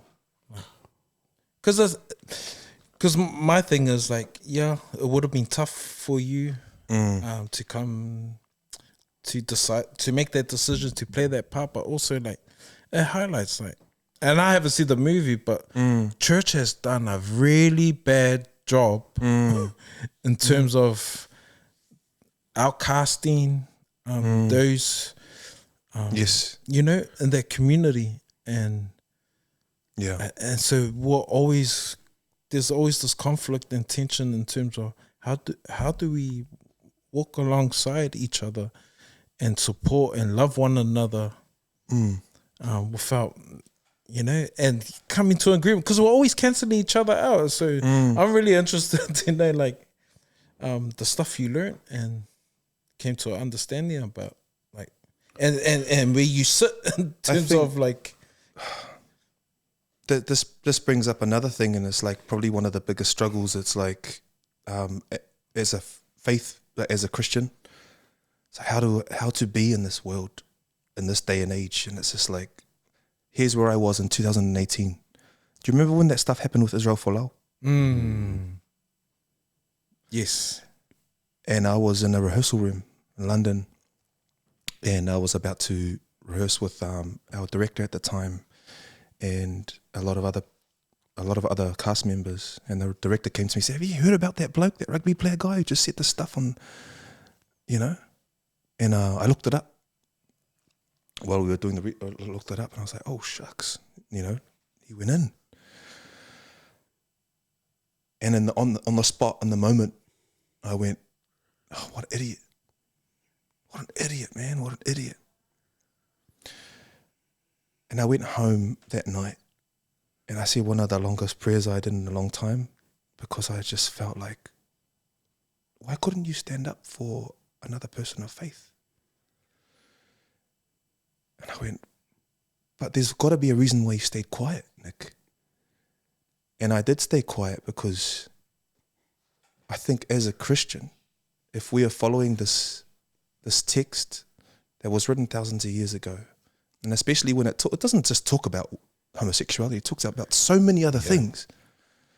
I feel like we have a duty to be able to talk about it, and we have to be like almost masters of the word to be able to communicate the heart of God rather than what an Old Testament scriptures were telling the people at the time.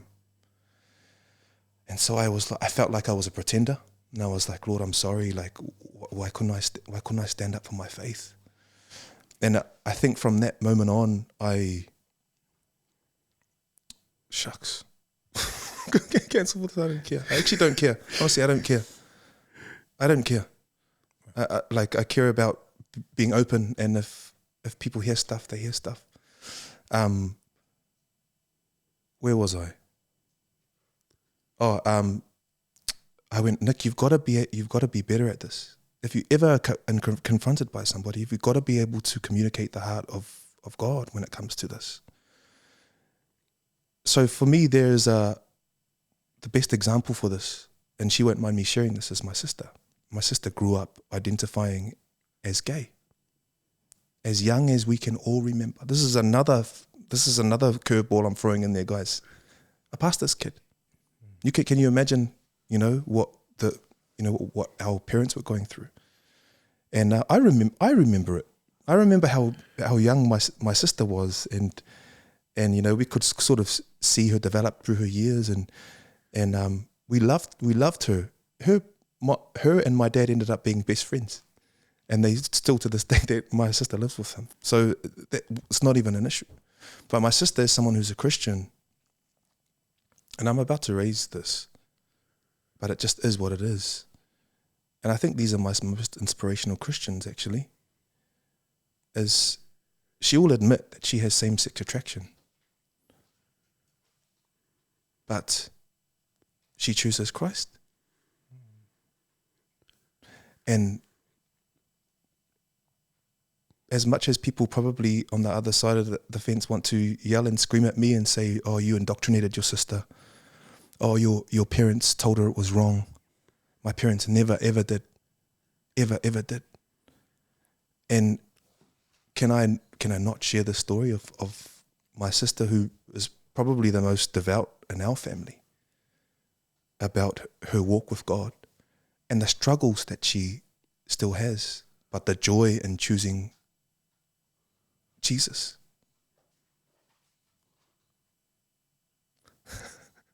If you put this in, you put this in. If you don't have to. But I think I'm sick of cancel culture. I'm sick of not being able to share what you believe in,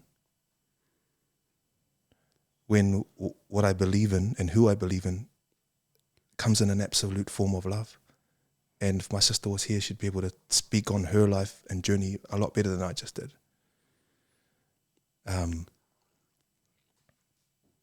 And so that was also another part of why I played the role. Because I'm like, man, Nick, your sister's like living this in real life. You can easily play a part. And that's my journey. If you care about mental health and you want to cancel me for it, this is my mental health. This is me trying to exist in this world as a person who loves Jesus and has been divorced. In that scripture that Israel Folau shared, it was adulterers as well. I'm in that. So don't come for me. Because there's a lot of things that it talked about. I'm in that when you talk about drunkards. Exactly. And maybe this is also a conversation we can also normalize as well. Because there'd be a lot of people that would never ever know what I believe, because when I'm in the room with 10 other LGBTQ non-binary people, you will never know because of the amount of love and warmth that you feel from me. Because I love you. I don't care about the other stuff. I'm just telling you what I know through God. Yeah.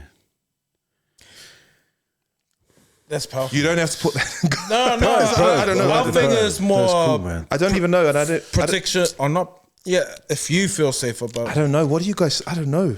This is the first time I've ever spoken like this in a space like this, and yeah, I did it because I also think that it's also, in a way, a calling. I think a lot of people do have it wrong, and if that was one thing I could have said to us, even though I'm not a pastor, I've never been to Bible school, I would have said, "Docs, we need to be better at how we do this.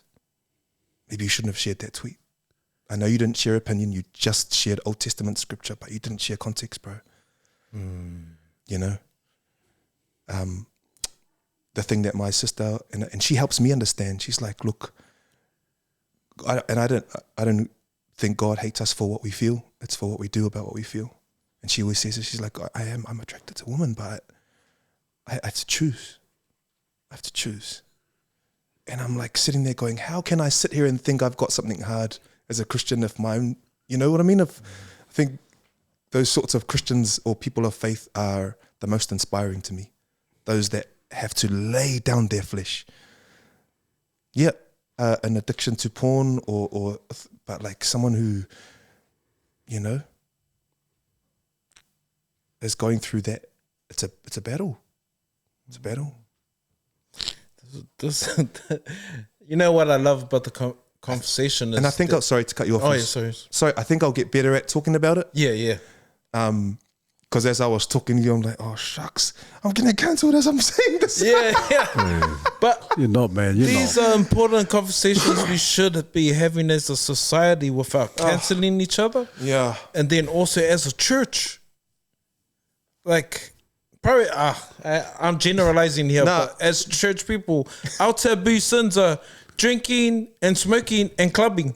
Yeah, yes. Every time we go up for a testimony, it's like, man, I used to drink, man. I used to smoke, man. I used to be, I was out clubbing, but these are the only things we sort of pinpoint. Yeah. And then everything else we sweep under the carpet. Yeah. So I don't know, but I mean, like, these conversations we should be having, like. It's a funny thing. My dad used to be the pastor.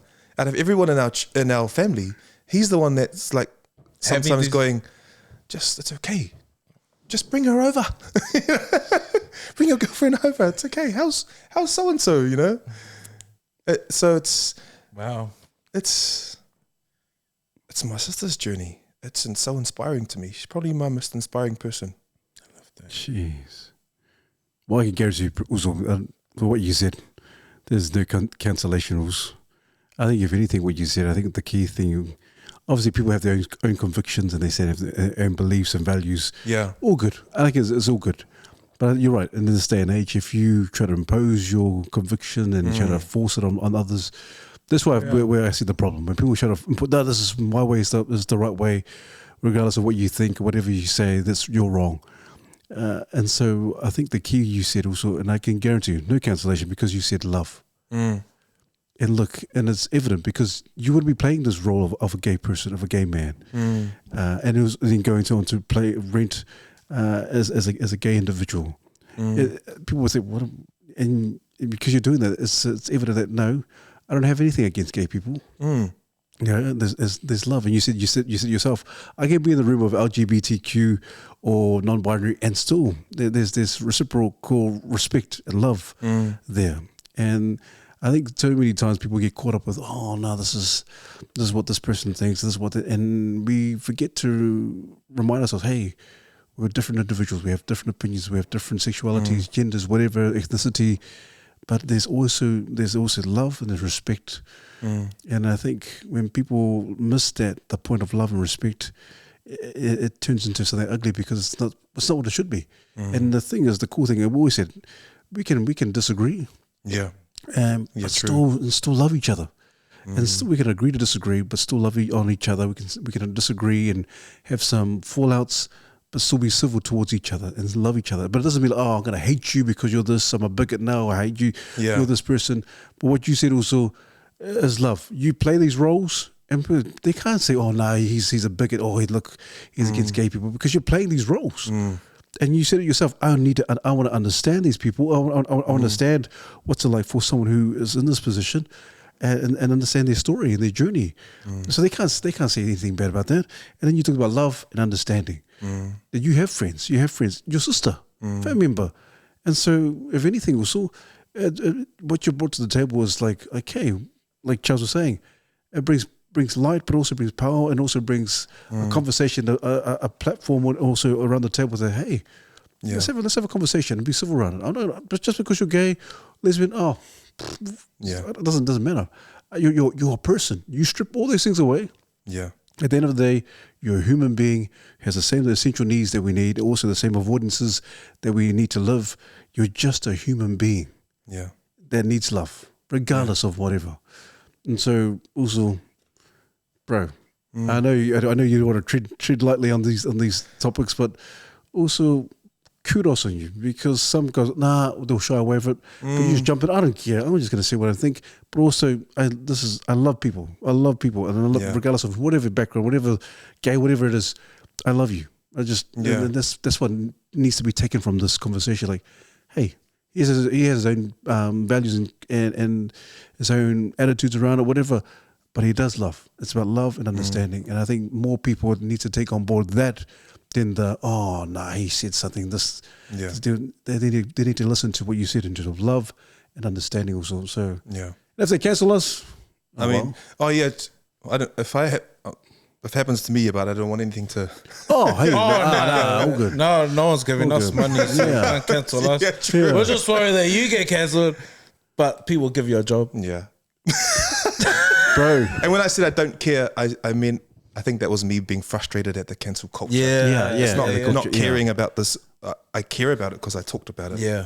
But I'm sure you guys know, the cancel culture is massive. So, but yeah. And like you said earlier on, like you said, people should be cancelled for stating or sharing their opinions and attitudes or values or beliefs. But people should be cancelled for being vulgar and just hate speech, all that kind of stuff. Yeah. And do obscene things. Things that are just, they should be like, cut them off. But the way you said it, you said it respectful, and I think people admire that, regardless of the differences. When you said it in a respectful manner, and they're not kind of people see that. I guarantee you. But I think you got probably a lot of even more fans now just for what you said. So kudos to you, your family, and your sister as well. I think. Also, staying on that topic, like you've highlighted something for me in terms of like getting better at the conversation, or just how just the language maybe, because I feel like in that conversation it's easy to categorize people, and by categorizing we're already like separating ourselves, and then it becomes like them versus us. And I don't know, I'm just thinking the way I talk, like maybe I don't know, just gotta learn more, or be in the conversation more, have better understanding, just because or knowing that you can be in the conversation. I think there's a thing. True. There's a thing now that it's like you're straight, you can't talk about, you don't know, but it's like, mate, you either know someone you're related to, you've either been through something yourself, I mean, I don't know how much time we have, but oh shucks. But I went through something as a young boy, Can I share about it? Yeah. Oh shucks, we're going over time. Sorry, bro, guys. we don't have time limit. You go, man. So I shared about this on our podcast with Herbie, and it ties into sexuality, but it's about identity and who I am, who I was. So when I was 13 years old, 12 years old actually, I found myself being attracted to another boy. Attracted is the word I use now, but as a 12-year-old, I was looking across the table at this boy and I couldn't stop looking at him. It became a bit of an infatuation. And I didn't tell anybody because I was like, oh, what's this? No one had indoctrinated me of like, oh, being gay is wrong or you shouldn't be attracted to, but I found myself looking at this boy. Anyway, long story short, school had passed. It never ever happened with anyone else. I saw him again at a house party when I was about 18, 19. And it was one of those moments where you walk in, and I looked to my left, and I was like, and I clocked him, and I went, if I look again and I feel something, I'm gonna have to call my mum. So I looked at him again, and I didn't feel anything, nothing. And I went, oh, okay. But it still didn't answer my question as a 12-year-old, why did I look at this boy? Anyway, I knew at that point, I was like, okay, I'm not gay, cool. But what still was that at 12 years old? It wasn't until I went overseas in London where this revelation came to be, and that's why I think we're focused too much on sexuality on our kids when we need to give them time to find out who they are. I was 30 years old. My company manager at the Lion King at the time said, you've got 3 days leave, you need to use it or you're going to lose it. So I went, damn it. And I went, I'm going to go to Croatia. I'm going to go to Croatia. My great-grandfather came here in the 60s to work in the gum fields up north. My nan had never been back. My mum has never been back. It was my turn to go back and find out about our family. Anyway, this is where it ties into identity. I land in Croatia with the little bit of info that I have. I end up finding my family. I end up finding a cousin. The local newspaper wants to have an interview with me because they're so touched about people coming home, because people left Yugoslavia, you know, the Bosnian wars, and people coming home is quite rare to find out where they're from. At this very time that I was learning all this stuff, that boy, his face was popping in my head. I was like, why am I thinking of this boy already? Nothing romantic or anything. And then it clicked. When I was young here, as an Afkasi growing up here in South Auckland, I identified with being Pasifika, but I always yearned for my Croatian side. My mum had one sibling. That one sibling had one child. She was a girl, my cousin Whitney. So on my Samoan side, 60, 70 cousins. On my Palangi side, one cousin. I yearned for that male companion that was a young Croatian boy, because there's two sides to you if you have biracial. And I realized he was another part of me. He was a Croatian. He was the only other Croatian in my classroom. He was the only other Croatian in my classroom. I don't know if I should say his name. But it ended in itch, because every Croatian last name ends in itch. And I remembered back then, I was like, I always used to look out for like Croatian names, because my mum said, listen for the itch names. Listen for the itch names. And this is where I might get myself outside. If that same version grew up today, I wonder if I would have made a choice that was not going to actually serve my life, because someone said, that's who you are. You're gay because you felt that for that boy. But what if I just needed time and the Lord was going to show me who I was, because I was going to be still and know that He was God, and He was going to show me my truth. So this is what I mean about when you allow yourself to be in the conversation more with those things, you'll find out how you can add value, because there's something in your life. It might not be as close to home as like me, thinking, shucks, I'm attracted to another boy. There's so much more to us. There's so much more to us than our sexuality. That's awesome. My goodness, man. Nick, you're throwing those nuggets here in there, man. Jeez. Feel like got to do part 2 now. But honestly, man, this is an amazing story. It's crazy, It's an amazing story. So he was the only Croatian in the classroom. He was a Croatian. He was a Croatian, and I wasn't. Of course, I was infatuated, because it was me, And man, kids made you know that you were white when you were like, hey, listen to this guy, your ancestors, they came and took our land. I'm like, but I'm brown like you. You're lighter brown. Oh, man. But it's so crazy. much in that, man. There's a lot. There's a lot. Especially with the messaging we're getting now, it can almost like that 12-year-old boy now. The information and the encouragement you would get is like, yeah, you're gay, and I think, and no, people listening in will be like, Oh, so what's wrong with that? No, yeah. I know. But I love what you're saying. If you give it time to like through the journey to understand who you are and your identity, that wasn't the case. It was like you're connected to a different side of you, a different part of you that was missing in your life, type of thing, and that's why there's so much confusion today, because like, oh, this is what society says I should be, this is what the label they're putting on, and yet they go down that road and it's totally opposite of who you are and who you should be. So it's like, oh man, there's so much in there. I know. Well, yeah, I think What we a need story. another. The What a next story, podcast. When you come back home, Moose, Sorry. if you get cancelled before you get back to us, Come back. There's a space. There's a chair for you.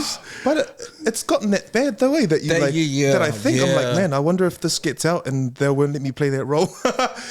You know, man, you just think there's a point where you got to just stand up and just be like, come on, see that there's love here. Yeah. You know? Yeah. Yeah, I know what you're saying. There is. Yeah, anyway. Oh. Man, what a... And if you're watching, like, just know that you're loved regardless of the journey, where you're at. If you're struggling with addiction, sexuality,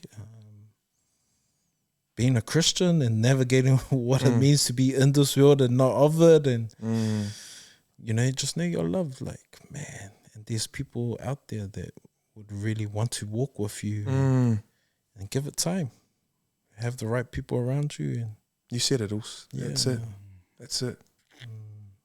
Yeah. Oh, man, shut What a talanoso. What a talanoso. What a movie.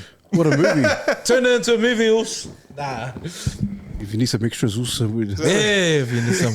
But what a talano. No seriousness, also. What a talano it's been. It's just even like, obviously, your faith, I think, and I think Charles alluded to it. You know, sometimes as believers, you know, we can do better. Cancelled with that. Yeah. Okay, but We get cancelled. Yeah, how yeah. many mainstream people would Yeah. keep? Yeah. Anyway, sorry. Yeah. But no, and you're right. Yeah, there's some, but in terms of being a believer, you know, as a Christian, you know, I really believe what I'm hearing is you're very well rounded. Also, experiences you've seen a lot, you've experienced a lot, and I think sometimes we need to get out of the our pedestal sometimes and not be so quick to judge, having all these preconceived ideas and so forth and all that.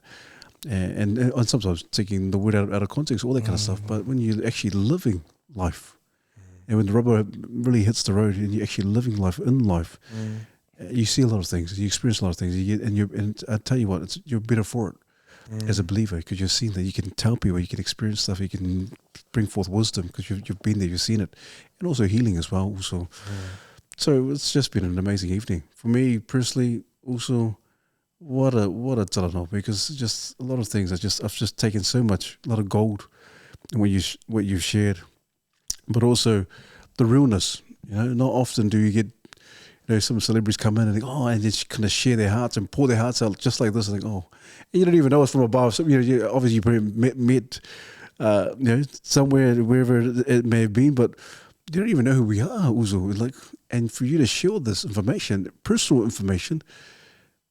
Also, I'm wishing you all the best, man. Wishing you all the best. God bless you. The work that you do, that the doors will open, opportunities will open left, right, and center for you. And so, I'm just cheering you on, because it is just really blessed to have you tonight also, and have a chat with you. Man, all love us for you also. Man, all love it for you. Before I give my comments and flowers or whatever, how we honor, I did want to ask one more thing, because, you know, you mentioned like shade and light, and you know, there is the heaviness, but you went through this journey of healing, but what was the healing and what is the hope? Because what have you learned through some of that self-assessment also? Has there been healing, and how much has it like added value to your life? Or is it still a journey? I think the healing is, it's just fully helped me to see that I'm a work in progress. Like, it doesn't make you have a perfect life. It just helps you to have like a peripheral view and like be able to pinpoint what you need to work on. It's let's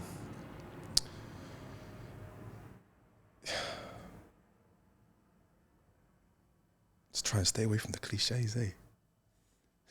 I think, just to give an example, when I talked about the therapy thing and the light bulb moments and then what happened.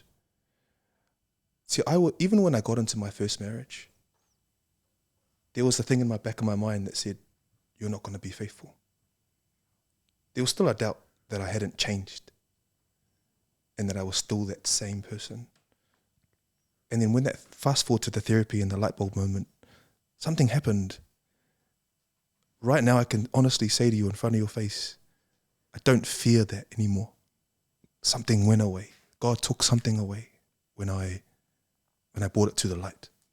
And I don't just want to make this about Christians watching or people of faith. Anybody that brings something into the light, you will always overcome. You might, a big scar will always kind of hurt if you bump it, but it's healed.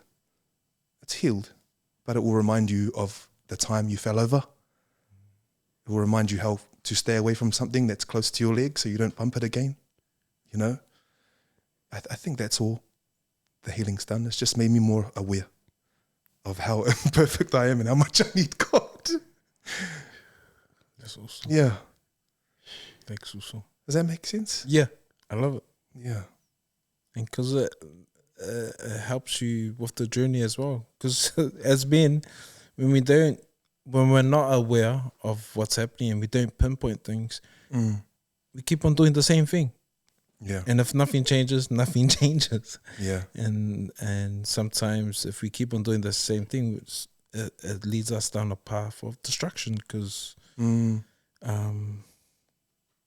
how far can you go in life if you have treating women the same? I'm not healing from these relationships. Like, how much is that going to add value to you? Yeah. You know what I mean? We've seen it, like people go, so good, and they live this life, but and only God can judge me. Yeah, But it's like, don't bring God into this, because if you actually bring God into it, He's going to show you the work you need to do. You need to, you got to work as well. Like, you have grace, but like, I got faith. I've got a cross tattoo. Sometimes wear it on my ear. But nah, it's true, man. Faith without works, eh? Yeah. Anyway. Yeah. This is good. And then saying that, also it's been an honor and a privilege to have you on. Like, we didn't even get to talk about Treasure Island. I watched the whole season. Man! No, but this is the thing. Like, I don't know you personally, but known you like from the days when you started singing the anthems. Got to meet you when you were doing social work at ATWC. You then went into Lion King and all these other productions, and watching you on Celebrity Island. You've been a person that was able to pivot. Like, I know you've shared a dream where you wanted to be an All Black. Something happened, pivoted to some of the other talents you have. Singing the anthem in front of thousands of people. Then you go on to do these massive shows. But getting to sit with you and understand that the journey wasn't easy. There was all this stuff you're going through. I just love the humanization of it. But then one thing that I love about Treasure Island, because you have to go in and you got to play the game, and then you have to be someone that you're not, but the thing I loved about you also is that you kept your integrity. Like, you even shared moments like these God moments that you don't really hear on TV, and you share stuff that I don't know why they got me on here. I don't feel like a celebrity, but for a lot of people, you had that status, you know. And but I love how real you are. I love having this conversation that people tend to shy away from. I love that you're always pivoting, but I understand that pivot's like when you come to the end of yourself, it's like, man, Lord, I need you, like, help me in this process, help me what's next. And I'm just glad that we've been able to connect with you, and we wish you all the best, whether this next season and chapter that you're on. We pray that, you know, God will continue to open the doors that need to be open, close the doors that need to be closed, but then also just always provide for you. And I'm thinking about your 90-year-old daughter, and just, you know, enjoying those moments and being present. And yeah, just wish the best for you, and just know you got brothers here, and so much mad love for you also. And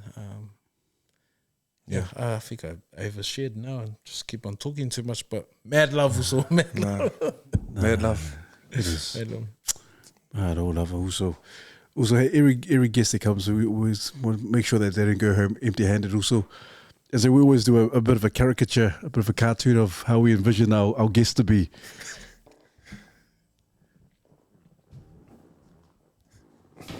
So on behalf of the Mandate team, Brad, Charles and myself, this is for you also.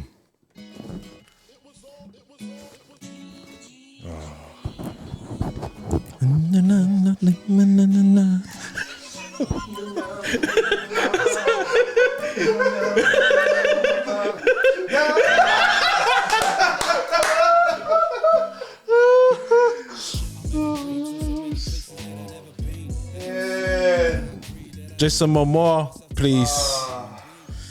You have the uso on if you need a stunt double or lookalike or twin or brother. Have a film that has Nick Afoa in it. Thank you, man. Thank you, man. Thank you. Man, thank you. Thank you, Nick.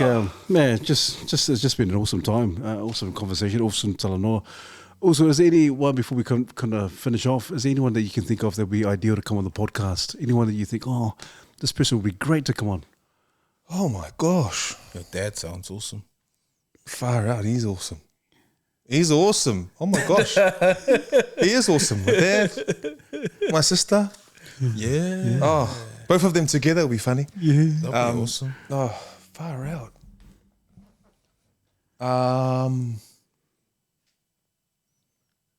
Whew. Oh, you know, you've had my father's barber. Matt Brown. Yes. Yeah, Matt Brown. My gosh. Yeah. Awesome guy. Whew. I can't think on the spot. All girls. Yeah, no. Just message us once you think of someone. No, because we're just. Do you know River Jordan? Yeah. Oh, we would love to get him on. Yeah, we want to do a collaboration with the morning shift because we want to rebrand. We want to rebrand to the night shift. Jordan on the night shift. Jordan, when you're ready. Winston Peters. Uncle Winnie. What's up, man? Yeah, Uncle Winnie. I think the big thing for us is that we want Tamaiti. Oh, Tamaiti. I keep on forgetting. Yes. Yeah, we need to Tamaiti. Hit him up. Yeah. Cool. What's the Dave Letele? one? Yeah, we've had that. Yeah. Oh, you've had that. Yeah, awesome dude. Yeah. I want to get James on. What's his name? James Mustapic, Croatian guy. He's Croatian. Yeah, didn't have a crush on him, the guys though. James. That's cool. Try it. I reckon he'd be awesome. Yeah, we'll hit him up, man. You just better learn your te reo. Oh yeah. Okay. Play Islanders. Kia ora tātou te whānau. Kia ora. Oh, hey, that's all we do. Awesome, Moose. Boys, thank you, eh? No. Honestly, like, just me sharing is a reflection of how much I appreciate the space and what you guys create. And honestly mean it when I say that I think it's these spaces are the new spaces that need to feed into the airwaves, you know, because it's get real. Yeah. You can talk real without. I think I struggle a lot having interviews sometimes because you know that there's always a narrative that someone is sometimes going for, and even if there's not, you can get like insecure about that, and so you tailor your talk to meet that, and it's very rare that you know get to be fully open. So thank you. Yeah, thank you for the space. Thank you, brother. Yeah, and we always give our guests the last words of encouragement for the listeners and the viewers. Also, any words of encouragement? Far out. It's not over. There's always more in the tank. There's always more in the tank. It was something I was going to share about CTI when I was on those towers.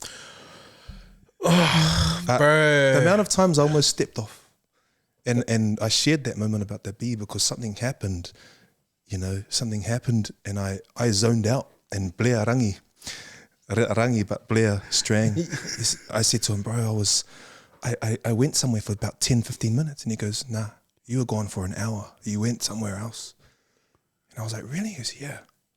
And Steve was like yelling out, drop the anchor, Nico, drop the anchor. And so it was a moment that I had experienced and I learned something. I was like, there's more. Because that moment only came after like the 2-hour mark. Like I was struggling, my pain was in my feet. And then after the 2-hour mark, I was praying and the beat came and pain left. And I always thought I was gone. Honestly, I was like, oh, okay, I'm ready to see my family. Let me step down. Nah, stay here. You got more in the tank. You got more. Next thing I hear my uso step down. And I'm like, wait, what? So that's what I want to say.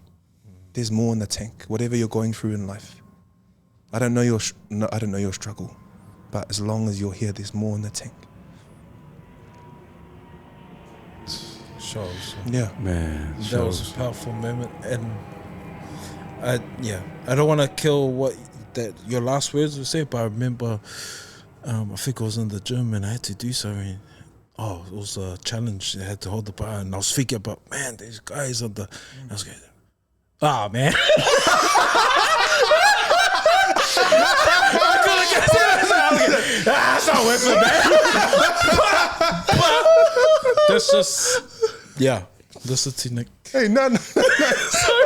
You saw the rest of my challenges. Some of them. I was just like, man, this is not worth it, man. But when that's a reflection where I am. No, I had to end on that. Had to end on the light. Also. Go back and edit it. Leave it.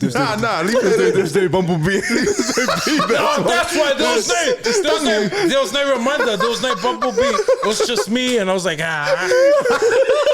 It wasn't my timing. You should have made the sound. You should have turned it.